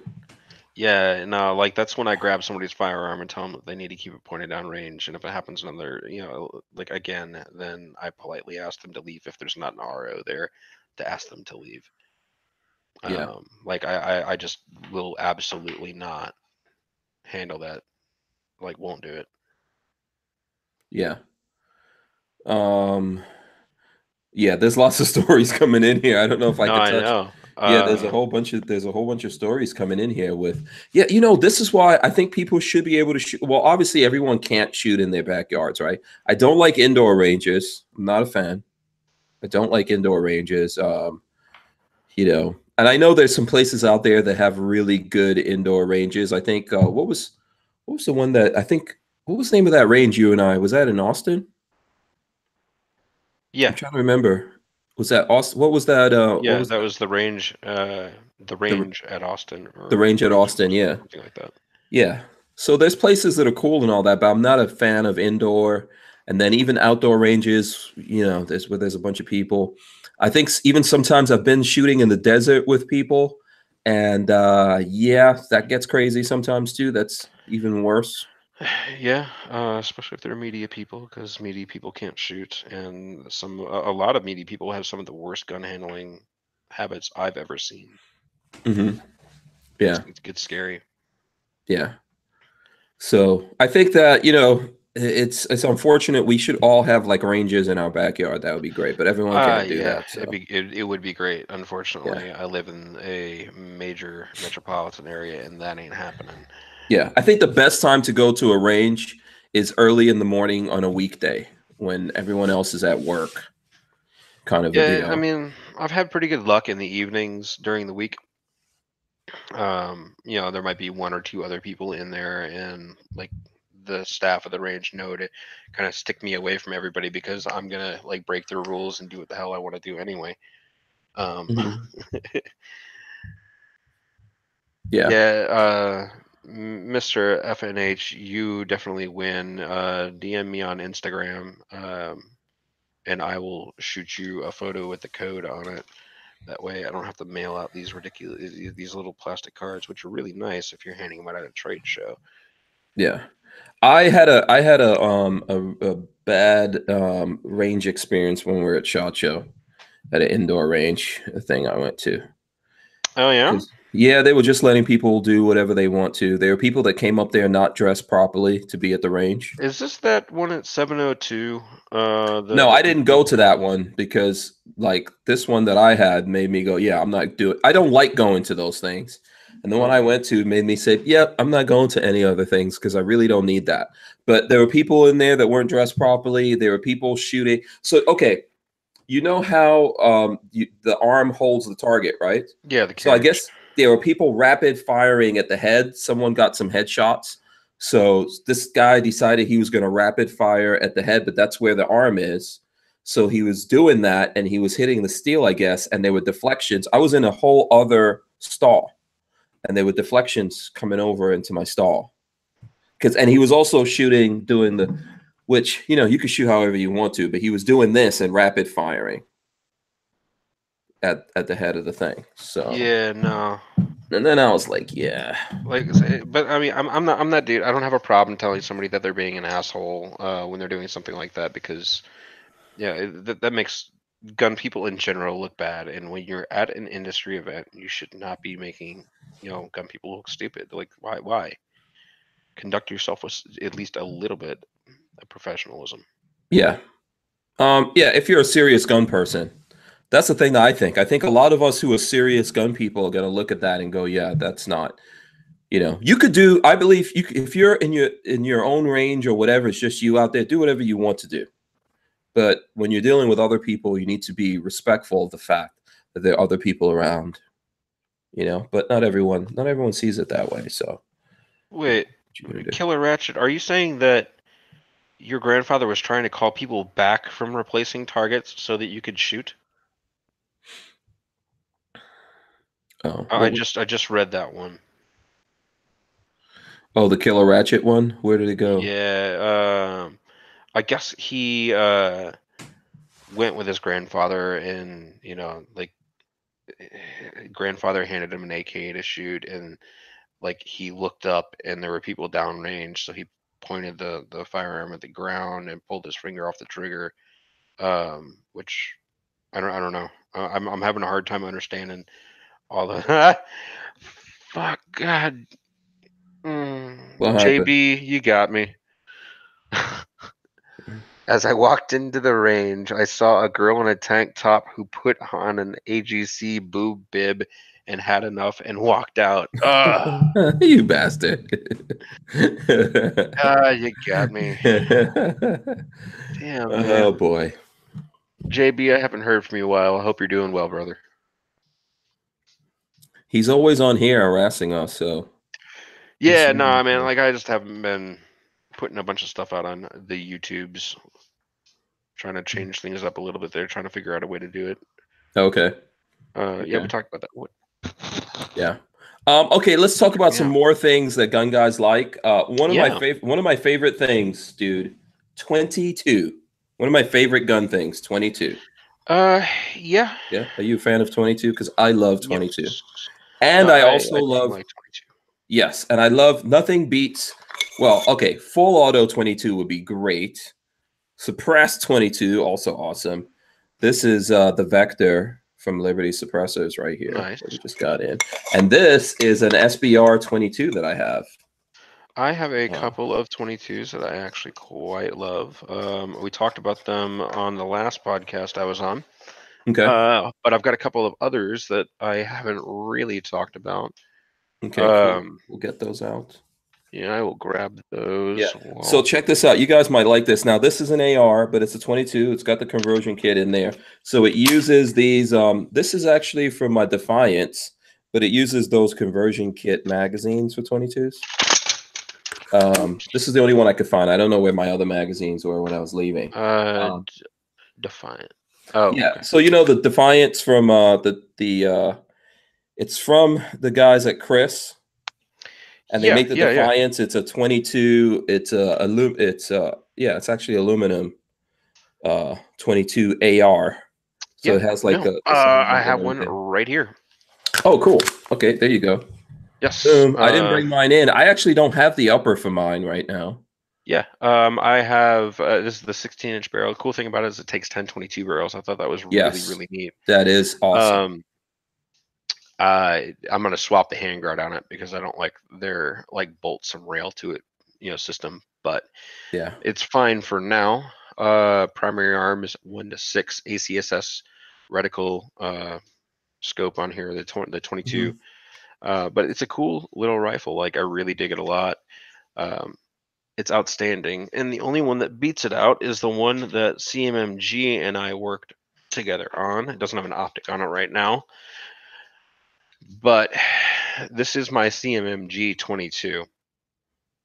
nice. So All it metal. Oh, that has yeah. the CM. Okay, so it's not the C. Is it the CMMG conversion or? No, this is a legitimate Oh, 22 okay. rifle, so this is the proper twist weight rate and all that good stuff. Oh, okay. The only thing that's different on this rifle from my like the rifle that I would take if I needed to use it in a defensive situation is the muzzle device and the charging handle. Everything else is the same.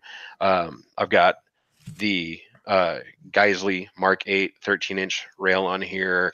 It's got the same Streamlight rail mount 2 light that my defensive gun has. It's got the same Geisley SSA trigger, the same furniture, so it feels exactly the same, and it allows me to get a lot more practice in with a rifle for a whole lot cheaper. Very cool. Yeah, that's pretty cool. Oh, I see Walter's in here. Shout out to Walter. I was just going to show, there's some experimental stuff on this one. So, by the way, that is an experimental polymer version of the KES stock that's on this. That's cool. That I keep trying to get Walter to actually make these, but I don't know. Maybe we'll get him to make those. And this is the Kaiser US upper and lower on this.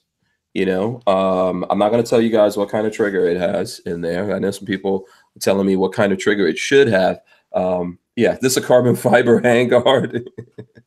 So this is like my lightweight SBR 22 right there. It's very nice. And I think that's some kind of Vortex. What is it? The Spark. Is it the Spark? Yeah, just the Spark. It looks like a Spark or yeah, something like that. So nice little 22s are fun, man. And I think this has the CMMG conversion. Is it CMMG that makes the conversion kit? Yes. Yeah. It's the it's like an Atchison style conversion kit. I think a couple other companies make them, but CMMG is the big one. Tell Walter to make more polymer stocks. Yes, please do that. Please, Walter, make more polymer stocks. Like that would go over really, really well. Yeah, the people want these. And they're still tough. This is a multi-position one, 3-position right there. It's polymer, but it's got I think they just use aluminum rail on it. Yeah, if Walter wants somebody to break it, he knows where to find me. Yeah, absolutely. So other stuff gun guys love. I love this little thing. That is a Mantis X. Oh, okay. I think I have one of those somewhere. That's the training thing. You can connect it to your iPhone. Yep. Very cool. I love this thing. I use it every day. It has helped my shooting so much. I've had some really great conversations with the guys at Mantis Tech on how it works, and it's kind of neat. The thing that like what made me really like it a whole lot more is once I understood like that it's not necessarily looking at where the bullet is going to go. It's telling you more about what you're doing with the gun. So like how you're pulling the trigger. Yeah. So it's like tracking deviation of the whole pistol. Because like whenever you present your gun, like your sight alignment might not be right. It might be a little bit left or right or up or down. So you might not have a perfect sight picture, and the bullet may not go into the same place that you anticipated, or the Mantis says it will. You can remove that with like a red dot. So you just put the dot on the place you want the bullet to go, and you pull the trigger, and it should correlate with the Mantis. But this just gives so much feedback on what the gun is doing. Harry's holster just wanted to know if I've shot live fire with a Mantis X. If so, the scores you got were crap, but the target was good. Yes, it is better for bullseye stuff. I don't find it as useful in live fire as I do in dry fire. I find dry fire to really be the home for that.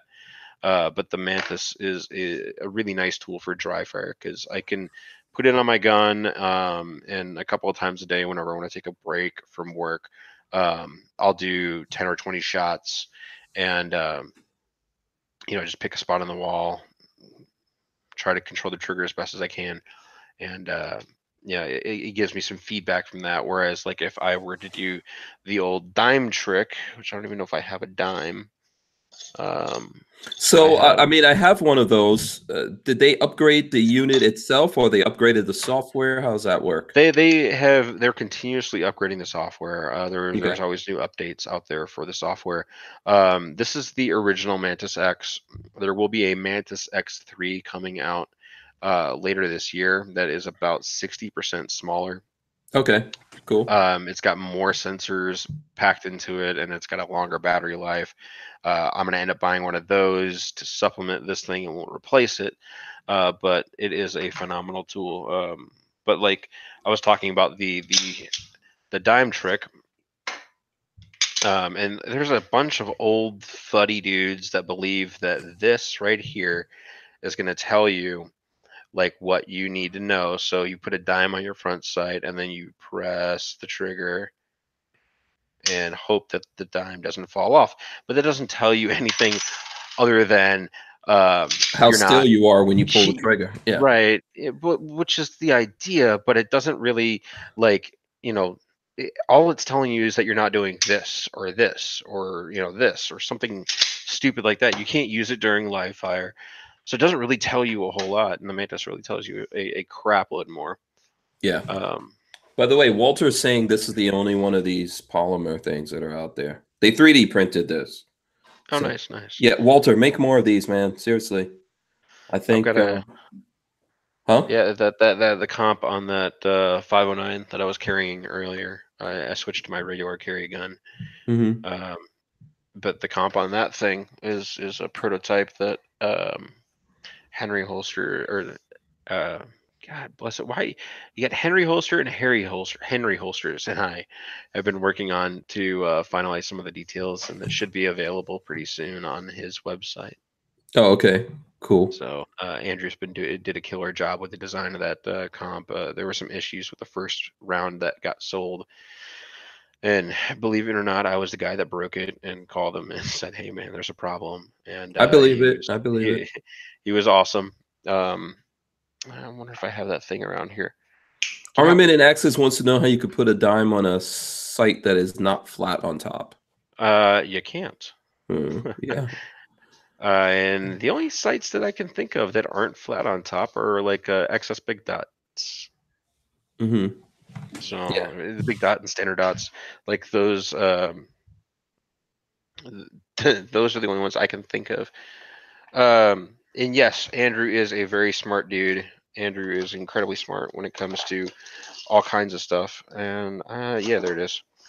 So the initial ones that he sold, where the hell did I put that gun?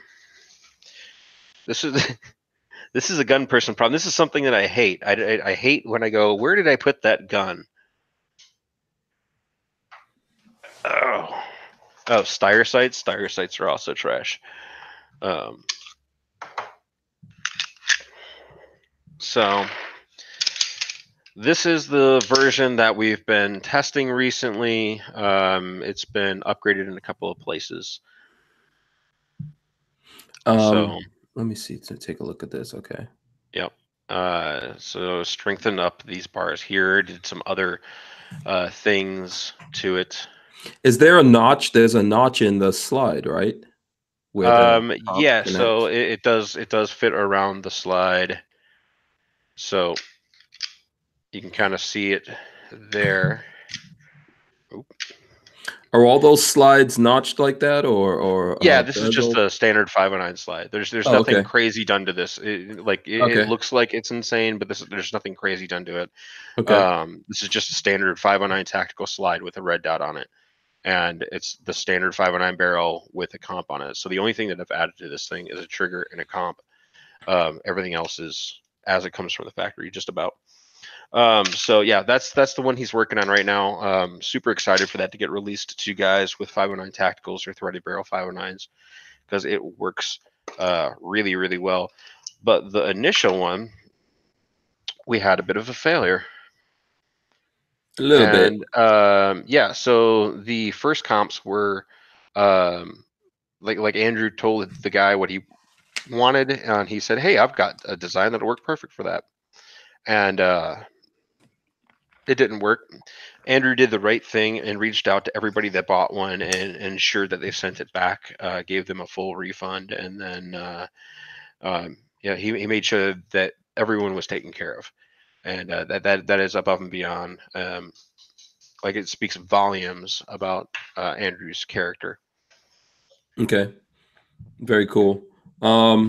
So when do you guys? So are you testing this new one now, or is Yeah, it yeah. out Is it out already? It is not out yet. No. Okay. Um, that's the second prototype of the revision that I've had. Like, this one's in the white, and this is something that no one has seen. But this was the first one that he sent out, and we decided that upgrading the set screws to a larger size and doing some other things to it was necessary. But yeah, like, this is his version of that same comp, and then Go ahead. I'm just throwing up something I want to talk. yeah, Finish your yeah, thought. I'm just throwing up. Yeah. and then this is this is closer to the release product, so I'm really excited about that thing. It's going to be really good. And what are these comps supposed to do for us? They're supposed to make us more accurate, less. No, it just keeps the gun flatter. So Okay. this one kind of shows it a little better. These ports up top, so you have two chambers, right? You've got a chamber here and a chamber here. The first chamber it doesn't have any side ports, so it's going to direct gases upwards. And what that does is whenever you shoot, right, the gun goes like this. But if you have a jet of hot gases coming up, like, it's going to help keep that muzzle flat. And if you look at on ammoland.com, I've got a review of the KKM 4-port comp barrel, the one that normally resides on the Roland that I quite enjoy. I've got a slow-mo GIF of me shooting one of these things, and like, the whole gun is moving like this much, Okay. under like rapid fire, and that has a lot to do with the comp. Okay, cool. Not to change the subject, I want to talk about something that gun guys both hate and love, depending on what gun guy it is at the same time. I don't know if you saw this article in something I won't mention the name of. No, I don't care. Fresno police. This is okay. Don't care. Firearms blog. Fresno police seized prohibited weapon off the streets. A suppressed Keltec Sub 2000. With a broken trigger guard. Yeah, this is interesting. Obviously, this person modified this. Yeah. Yep. Yeah. So, from the photo above, the gun is not California compliant, which, due to the laws, obviously, over there that, people don't have to pay any attention to. What do you think about the Sub 2000s? Are you for? Are you against them? I'm indifferent. I think it's a cool concept. I just don't really have a use for one. Mm-hmm. And then it looks like someone found this one. Is that their own suppressor they made? Yeah, it's a DIY. Yeah. Suppressor. Interesting. Let us know out there where you are with the Sub 2000s, whether you like those. I know there's lots of people like them. I have them. I have the first gen and the second gen. Yeah, I just never found a decent enough deal to justify me buying one. They're not really my thing. A Sub 2000 doesn't do anything for. It does little for me over a good handgun with a red dot on it. Yeah. Okay, let me see. I'm gonna go through some other articles while we're here. I see that there's an article here about customers being frustrated with Silencer Co. I guess Silencer Co. had. I'll throw it up in here so you can see what I'm talking about. Stay out of that. Yeah. I don't know if there's anyone out there that had issues with Silencer Co. when they did this buy one get one deal. So. Yeah.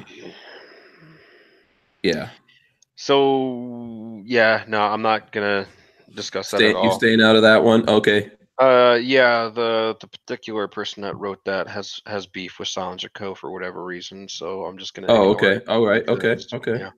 All right. The Armsman was asking Harry's holsters if he had any interest in the P10, the CZ-P10. Mm-hmm.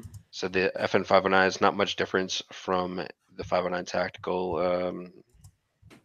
So two kind of different animals there. But the 509 is definitely different. Like, there are some parts that you can't get as replacements. One of those being the magazine release, which is 100% an area that needed to be addressed in the original 509.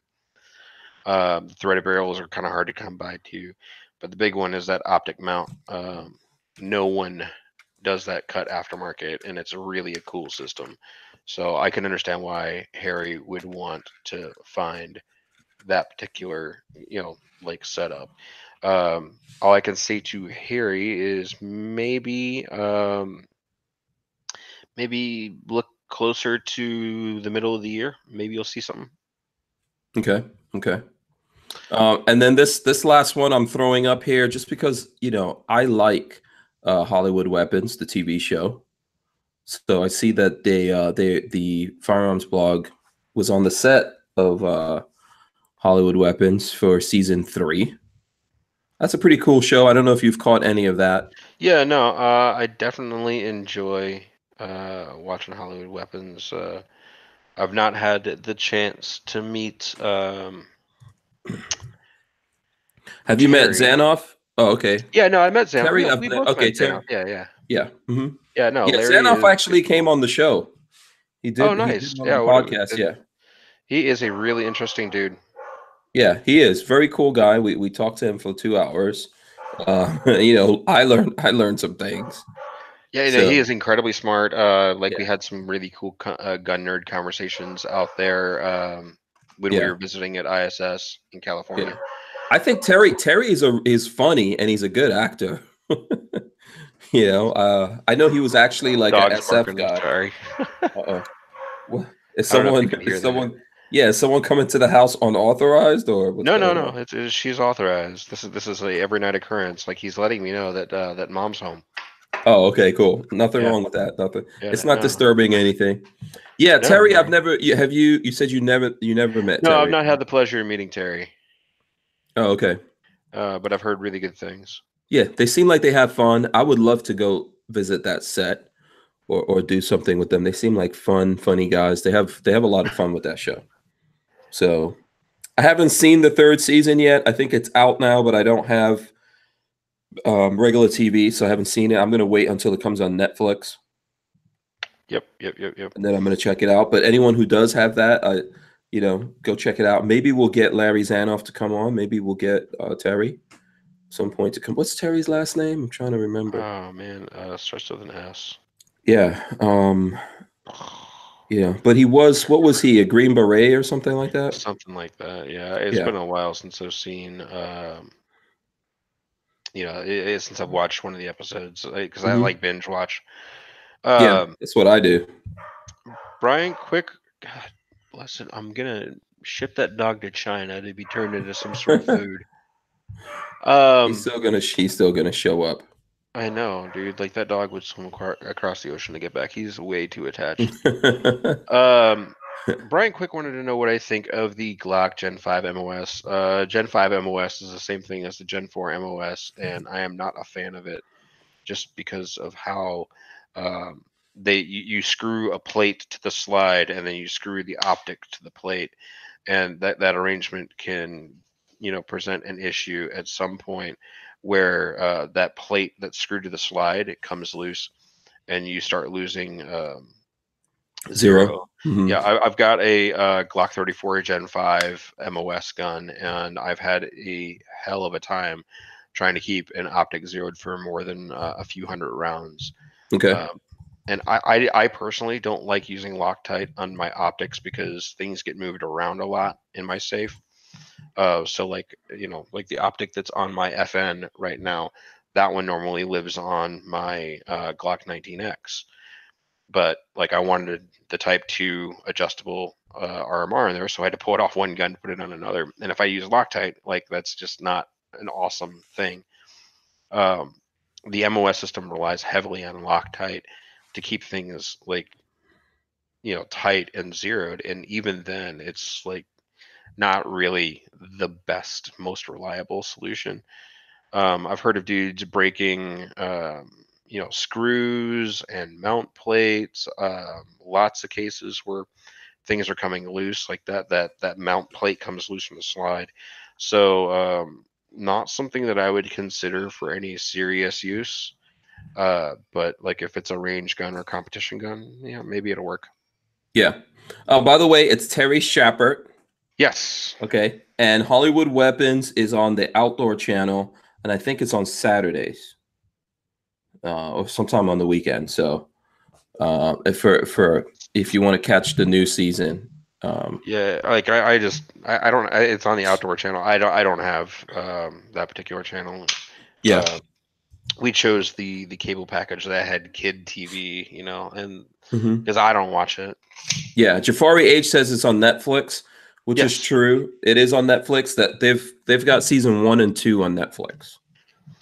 So that's where I watched it. I think when he was on, he said that it's also on Amazon Prime, maybe, or it's on Might Amazon. be. I mean, I Yeah, could I look it up haven't from too seen it late. on there. Yeah, someone check if anyone out there can check to see if it's Amazon Prime, because I don't ever remember seeing it on Amazon Prime. It could be on Amazon, but not on the Prime itself. So, Yeah, yeah. and it looks like Armament and Axis put up a link to the Outdoor Channel in there. So, I kind and of want you to go ahead. open the chat up to Sure. just some questions about yeah, specifically pistol stuff because that's kind of Okay, we've what got I've like 9 minutes, so whatever pistol. What yeah kind of yeah do you want specific type questions or just any yeah question no I on mean any pistols? any any any pistol centric Yeah, question like so I've really been focused on that particular area of my shooting. Like I can talk about other stuff, but I feel most comfortable talking about that. yeah. Um, I Yeah, the am Armored not. I'm. says Go that ahead. he's Mhm. seen the same thing with his 19 MOS. And realistically, there are two fixes for that. One is you can send your slide off to agency and have the AOS system milled into your slide, or you can send it off somewhere else. I believe that the Atom mount is long enough to replace the MOS system, so that's another option possibly. Okay. So I've got that 365 here, which I'm gonna try to shoot Hey, it some more this weekend. I don't like this trigger on here. Listen, that's pretty. I mean, it winds up still, I think, being an accurate, but that little thuddy sound is not super awesome. it doesn't that doesn't like bother me. I don't Yeah, feel as though it like it's not a huge thing. nah man, it's like the sound of a striker makes when it drops like doesn't necessarily indicate much of anything. Yeah. I mean, and then like if you take a look at just about every other gun out there, like the Glocks, those have primer drag. It's just not as pronounced as it is on that particular gun. So Have you ever taken one of these apart? yeah, Okay. yeah. Vanessa Kitty wants to know, was the Picatinny rail system designed for moving around optics and such to assist in maintaining zero? I honestly don't know. Um, Okay. like that's not really a pistol question. So yeah. Yeah. And Armsman says, okay, I think you read that already. Armsman says he vouches for you on the 19 Yes. MOS. Yeah. Yeah. Yeah. Yeah. And then we've got somebody asking about shot timers. Shot timers, yeah. Yeah, like the Pocket Pro 2, I think, is that what I've got? I've got a bunch of, if you go over to firearmrack.com, you'll find a tab at the top that says drills. You can click that. Most of them have a link to a timer. It's the competition electronics, like Pocket Pro 2, maybe. Okay. What about an Um, iPhone app? Is that just as good or no? no, no. The mic on that has a hard time picking up the shots properly and Okay. like discerning from other shooters and stuff like that. Like I haven't had really great luck with those, and like the beep on them isn't very loud. So I mean, I've got that app on my phone. Move these rifles to where I'm not Yeah. gonna knock them over. Harry's holster says that thud is the spring cup design that in the Yeah. 365. And Armament and Axis says that the Hollywood Weapons is on Amazon Prime as well. Oh, good, good, good. Yeah. Yeah, no, So like if you guys have the time to watch that stuff, I yeah. definitely would recommend it. It's worth the watch for sure. Yeah. And then Larry's on Facebook. You can follow him. Yeah, Yes. Hollywood Weapons is on all the social medias and stuff like that. So All right. So like to answer your question more specifically on the iPhone app, I'll show you why I don't use them. This is as loud as it gets. That's it. Oh, okay. So if you have plugs and muffs in, that is not loud enough. Yeah, let's hear yours, the one. This is gonna suck. Okay, I see Significantly the louder. difference. Yeah. Yeah. What does so? Which model was that again? The one that you The use? one I use is a Pocket Pro 2. It's pretty good. The club timer, the pack timer, that one's really good too. So I've got some gripes about this one. Like I don't much like this little plastic clip that they use on here. Uh, if I could go back and buy a timer again, probably would have been the what you call it, the packed Pro Timer 3 or Club Timer 3 or whatever it is. Whatever the one that all the cool Instagram guys use that has that kind of like shield shape to it. Okay, how much was that? How much? They run about $100. Okay, You 100. know, and Okay. it's so Jafari H says plug it into your muffs. That does not work.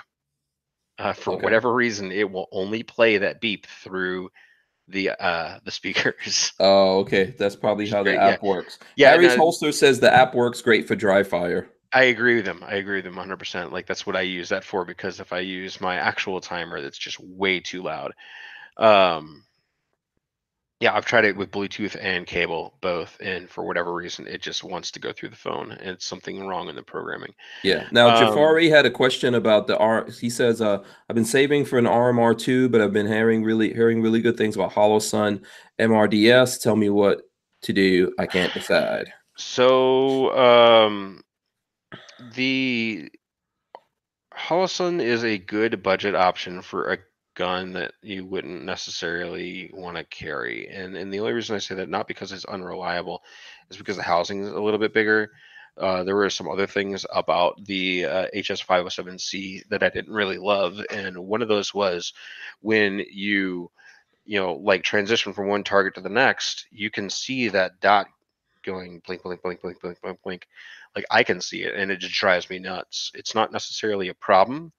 It's just the frequency that LED is being lit up. So it turns on and off really fast to kind of conserve battery or something. I don't know. Um, Personally, I would buy a Type 2 RMO6, which is the adjustable 3.25 MOA version. That's what's on this slide here from ATEI. Like I've got a Type 2 RMO6. That's 3.25 adjustable, which means you can turn it up and down. Really nice. The auto adjust ones kind of suck because they don't really auto adjust the way you want them to.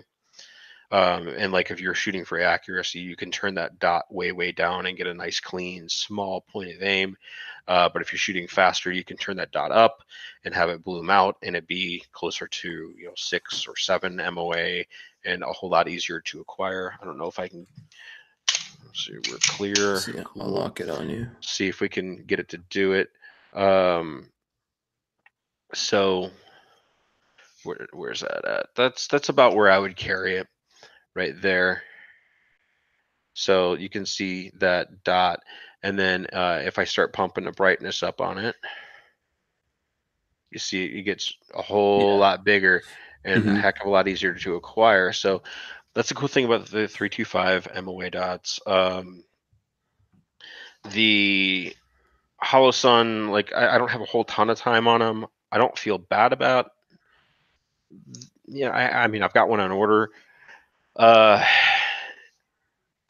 like it's a fine option, just not for me. But I would buy RMO6 Type 2 or an RMO9, which is a 1 MOA version of the RMR with the same plus and minus controls on it. Okay. And then I think who was it? The one Mr. FNH wants to know what app was that you used for the shot timer. Uh, Make Ready, maybe. Okay. Yeah, called Make Ready with an Okay. exclamation point. Somebody asked about the Mossberg MC1. I think it's a cool gun. I think that when it hits the market, people aren't going to embrace it right out of the gate, and I think that you're going to see prices dropped to the $225-$200 range Mhm. over the first 6 to 8 months it's on the market. I think maybe. You shot it at SHOT Show. Did you get one in for testing yet? I have not gotten one in for testing yet. Okay. I took it apart at range day and took a really close look at it, and it is a Glock, like 100%. It is internally a Glock. Like, yeah. hang I on, mean, I shot it. That's what I felt like. People were like, oh, what do you think? I was like, okay.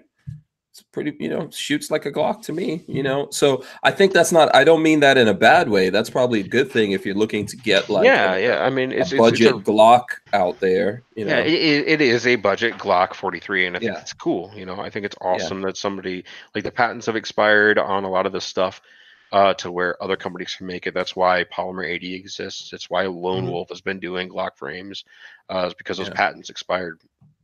And I think it's cool that mainstream companies are taking that tech and applying it to their guns, because it's a brilliant design if you really look at it. Yeah. Here's the thing. So when they actually come out and there's production ones or whatever, then they'll get in the hands of people and people will start shooting it and we'll see what kind of results it's getting overall. And you guys could look at that, make your own decisions, based on that, or get one yourselves and try it out. I mean, it's not, it's not super expensive. So yeah. I mean, like, I think that there might be. I've got some longevity concerns about some of the springs, because when I took it apart, they looked a little on the cheap and or weak side when compared to most other gun manufacturers. But we'll see how that goes. Yeah, I think it's a cool gun though. Yeah. So we'll see. Okay, we're at the 9 o'clock hour. I think we've given these folks 2 hours of love. Lots of love out there. More or less, yeah. Hope you guys are feeling the love. Hopefully you're spending it with your significant others. If you don't have significant others, you got to hang out with us. Hank can be your significant other. I'm not a very good significant other, I gotta say. All you have to do is ask Lola. Yeah. So I mean, Lola is in here working on Valentine's Day. I know, it's because you're a slave driving terrible man. Yeah, that the man designed.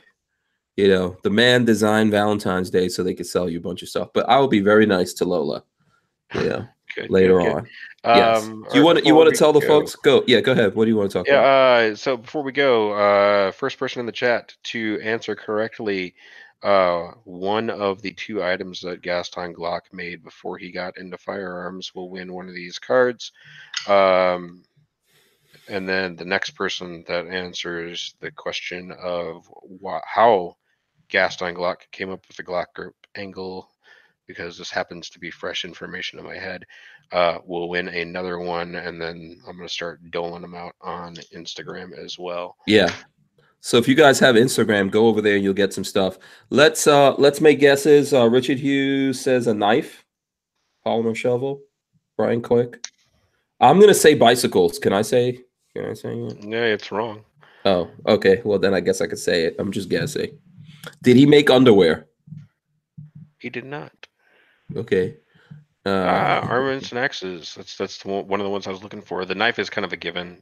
So Richard, hit me up on Instagram. I'll give you one as well. Curtain rods. Is that what Armament and Axes said? Yep. He made curtain rods. He made curtain rods. Interesting. Yep, hinges, doorknobs, all kinds of small metal things. He had no prior gun design experience. Now, if somebody can tell me why the grip angle is what it is, they will win another one. And by the way, Brick says he watched a video of me shooting the P365 and I had a few malfunctions. Was it ammo related? I'm seriously considering, but I don't think it was ammo, because Patrick has shot the Fort Scott 9mm stuff in his 365 with no problems. And later on, it wasn't doing it as much. So maybe it was like the springs in the magazines wearing in or something like that. I don't know, because I had a really tough time loading it up, which people tell me that's normal. So so far as you buying one, mine was it's pretty early. It's like January 4th, 2019. Not early. It's pretty late model. January 4th, 2019. I don't know. I would say if you're interested in it, go out there and get it. But man, I wouldn't. I wouldn't, like, with the experience you have. I don't know if I would make that statement. Well, but the thing is that there's people out there who don't necessarily have that experience. So You know, Well, I don't yeah, know. I yeah. don't know if these newer ones coming out, it's I've it's been tough. It's told, tough to say because people are getting different things out there. So yeah, you yeah. know, if Um, someone really wants to get their hand on something, I'm not necessarily trying to stop them. I'm just trying to show them what my experience is of what happens with the thing. yeah, yeah, yeah. No, Yeah, it's if just I think like, Glocks, I think Glocks are pretty good out there if you want to get a Glock. Shields work fine. Haven't had any both issues with all right shields. choices. Yeah, no, I Yeah, mean, you know. there are plenty of good guns out there. You could just buy a really good holster and carry something bigger. Like, I've been writing up my Glock 26 Gen 5, and like that's a Yeah. phenomenal gun. Like, Or buy someone's used Glock 43 you do that too for sure. because I'm sure there's guys out there selling them. I'm not gonna sell mine. No, yeah, mine's staying with me. And Yeah. like I'm probably gonna end up replacing the slide on it with a Victory First V43 slide. Okay. Things. So up till now you haven't done anything to your G43, right? Oh no, what do you? Oh, don't tell me you did a whole bunch No, of stuff to it. Let's see. no. It's Oh got no. Okay. sights on it. Sights. Okay. It's got Trigger. a trigger, yeah, because I did that for a mod minute, but it was stock, and I wasn't intending on replacing it. But it's got an Overwatch Precision DAT V2 Hmm. in it. Magwell. Um, nope. Okay. Got a Vickers slide release on this guy. I've got a +1 Terran tactical base pad, and then it's got a grip plug because I put that in all of my Glocks that don't get um, a magwell. Yeah. Pickle Scratcher says the fact Sig hasn't been called out for rushing junk to the market where people will carry expecting to save their life is a shame. The thing is that there's at the same time that you see people that have issues with them, there's a bunch of people out there that say they've had zero issues. I don't So trust other people's opinions because yeah, that same person that says I've had no problems has had it for a year and shot 100 rounds through it. So yeah. as far as I'm concerned, other people's opinions are trash until you can give me a round count and start showing me where on the pistol. Like, I don't care. Um, but And no, YNH says tell you about Skip Tacticals 43. It was actually way better than yours. It was rose gold, and it had Wonder Woman engravings on it. It was pretty awesome. that's fine. Yeah, Like yeah, I carry a Glock 19 these days, so I graduated to a big boy gun. Yeah. Um, Oh, okay. Really, yeah, big yeah, boy.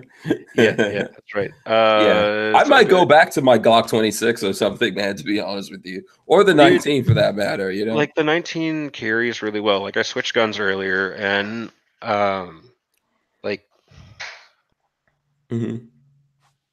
Yeah.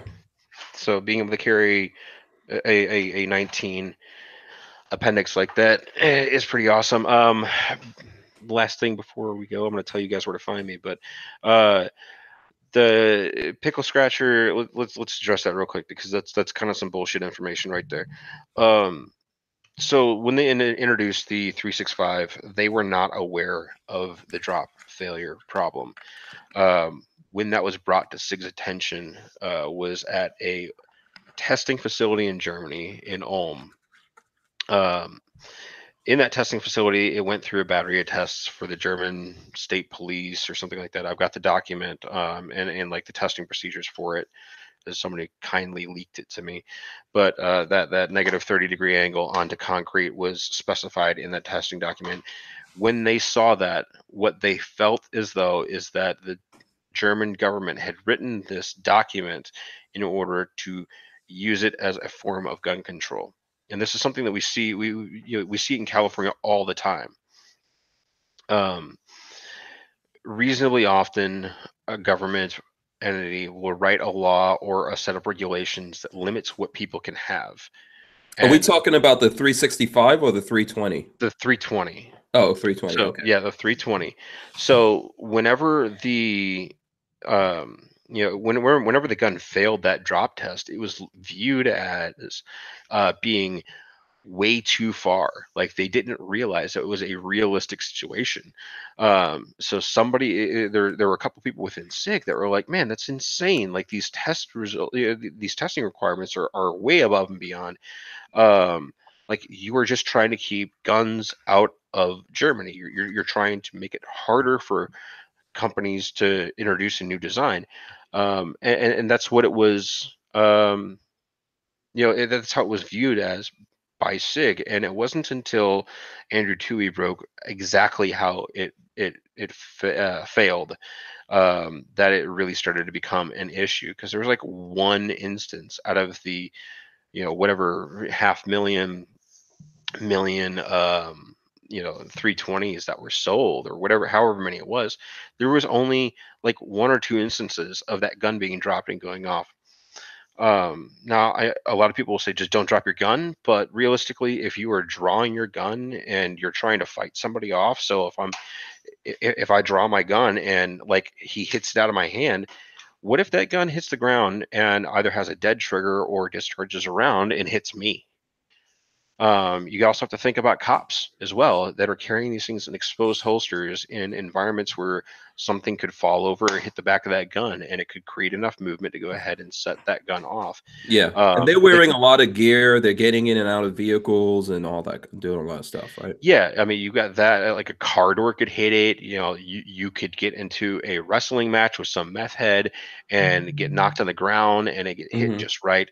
Like there's a bunch of things that can happen that can create the same situation as that gun being dropped. So just don't drop your gun mentality is dumb. Like if you own a gun that is not drop safe and you're carrying it, you're not taking in all of the variables. Like you aren't thinking through the dangers of carry, because like if you get into an altercation, if you get into a hands-on altercation while that gun's out of your holster, like it can happen where you will drop that. You might get into a car accident. It could fall off of your nightstand. A ton of things could happen.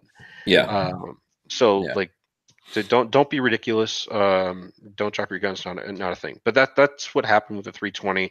It wasn't that they did something wrong. It wasn't that they didn't test it enough. They just thought that the German government was trying to keep guns out of Germany. Okay. So before I let Patrick wrap up and tell you guys how to follow him, Brownells does have like 10% off, I think, for today. Yes. Yep. 10% That's off, super creepy video. $99 and up gives you free shipping. Brownells, it's on a whole bunch of social media. Did I'll you try to play the see if I can video? get Lola. Huh? Did you play the video for them? Did you play that? What Please tell video? me. Oh no, you didn't. Okay. What You didn't. video? You didn't see it? No. Here you go. Oh, this? Is it coming through? You like that? Yeah. Who is that?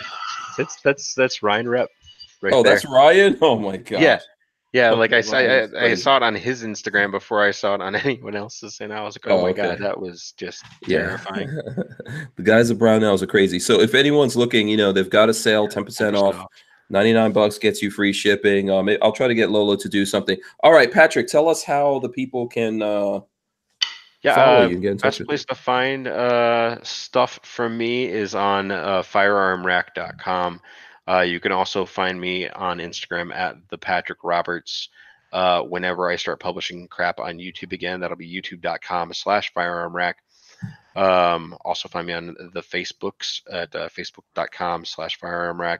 And you'll also find my work on The Truth About Guns, ammoland.com, and recoilweb.com. Can people email you? Yeah, if they absolutely have to, Oh, okay. Email is not always the best way to get a hold of me. Instagram really is the Okay. best way, because that notification, for whatever reason, bothers me more than the like 90 notifications that are ever present in email. But they can at patrick@firearmrack.com.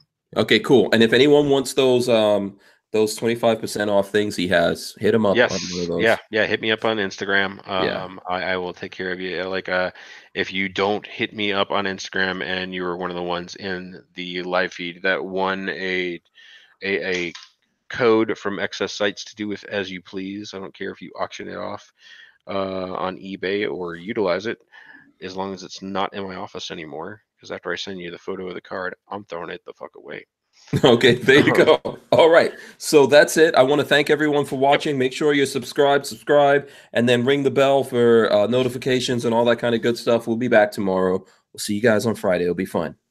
We are out of here. Peace. Later.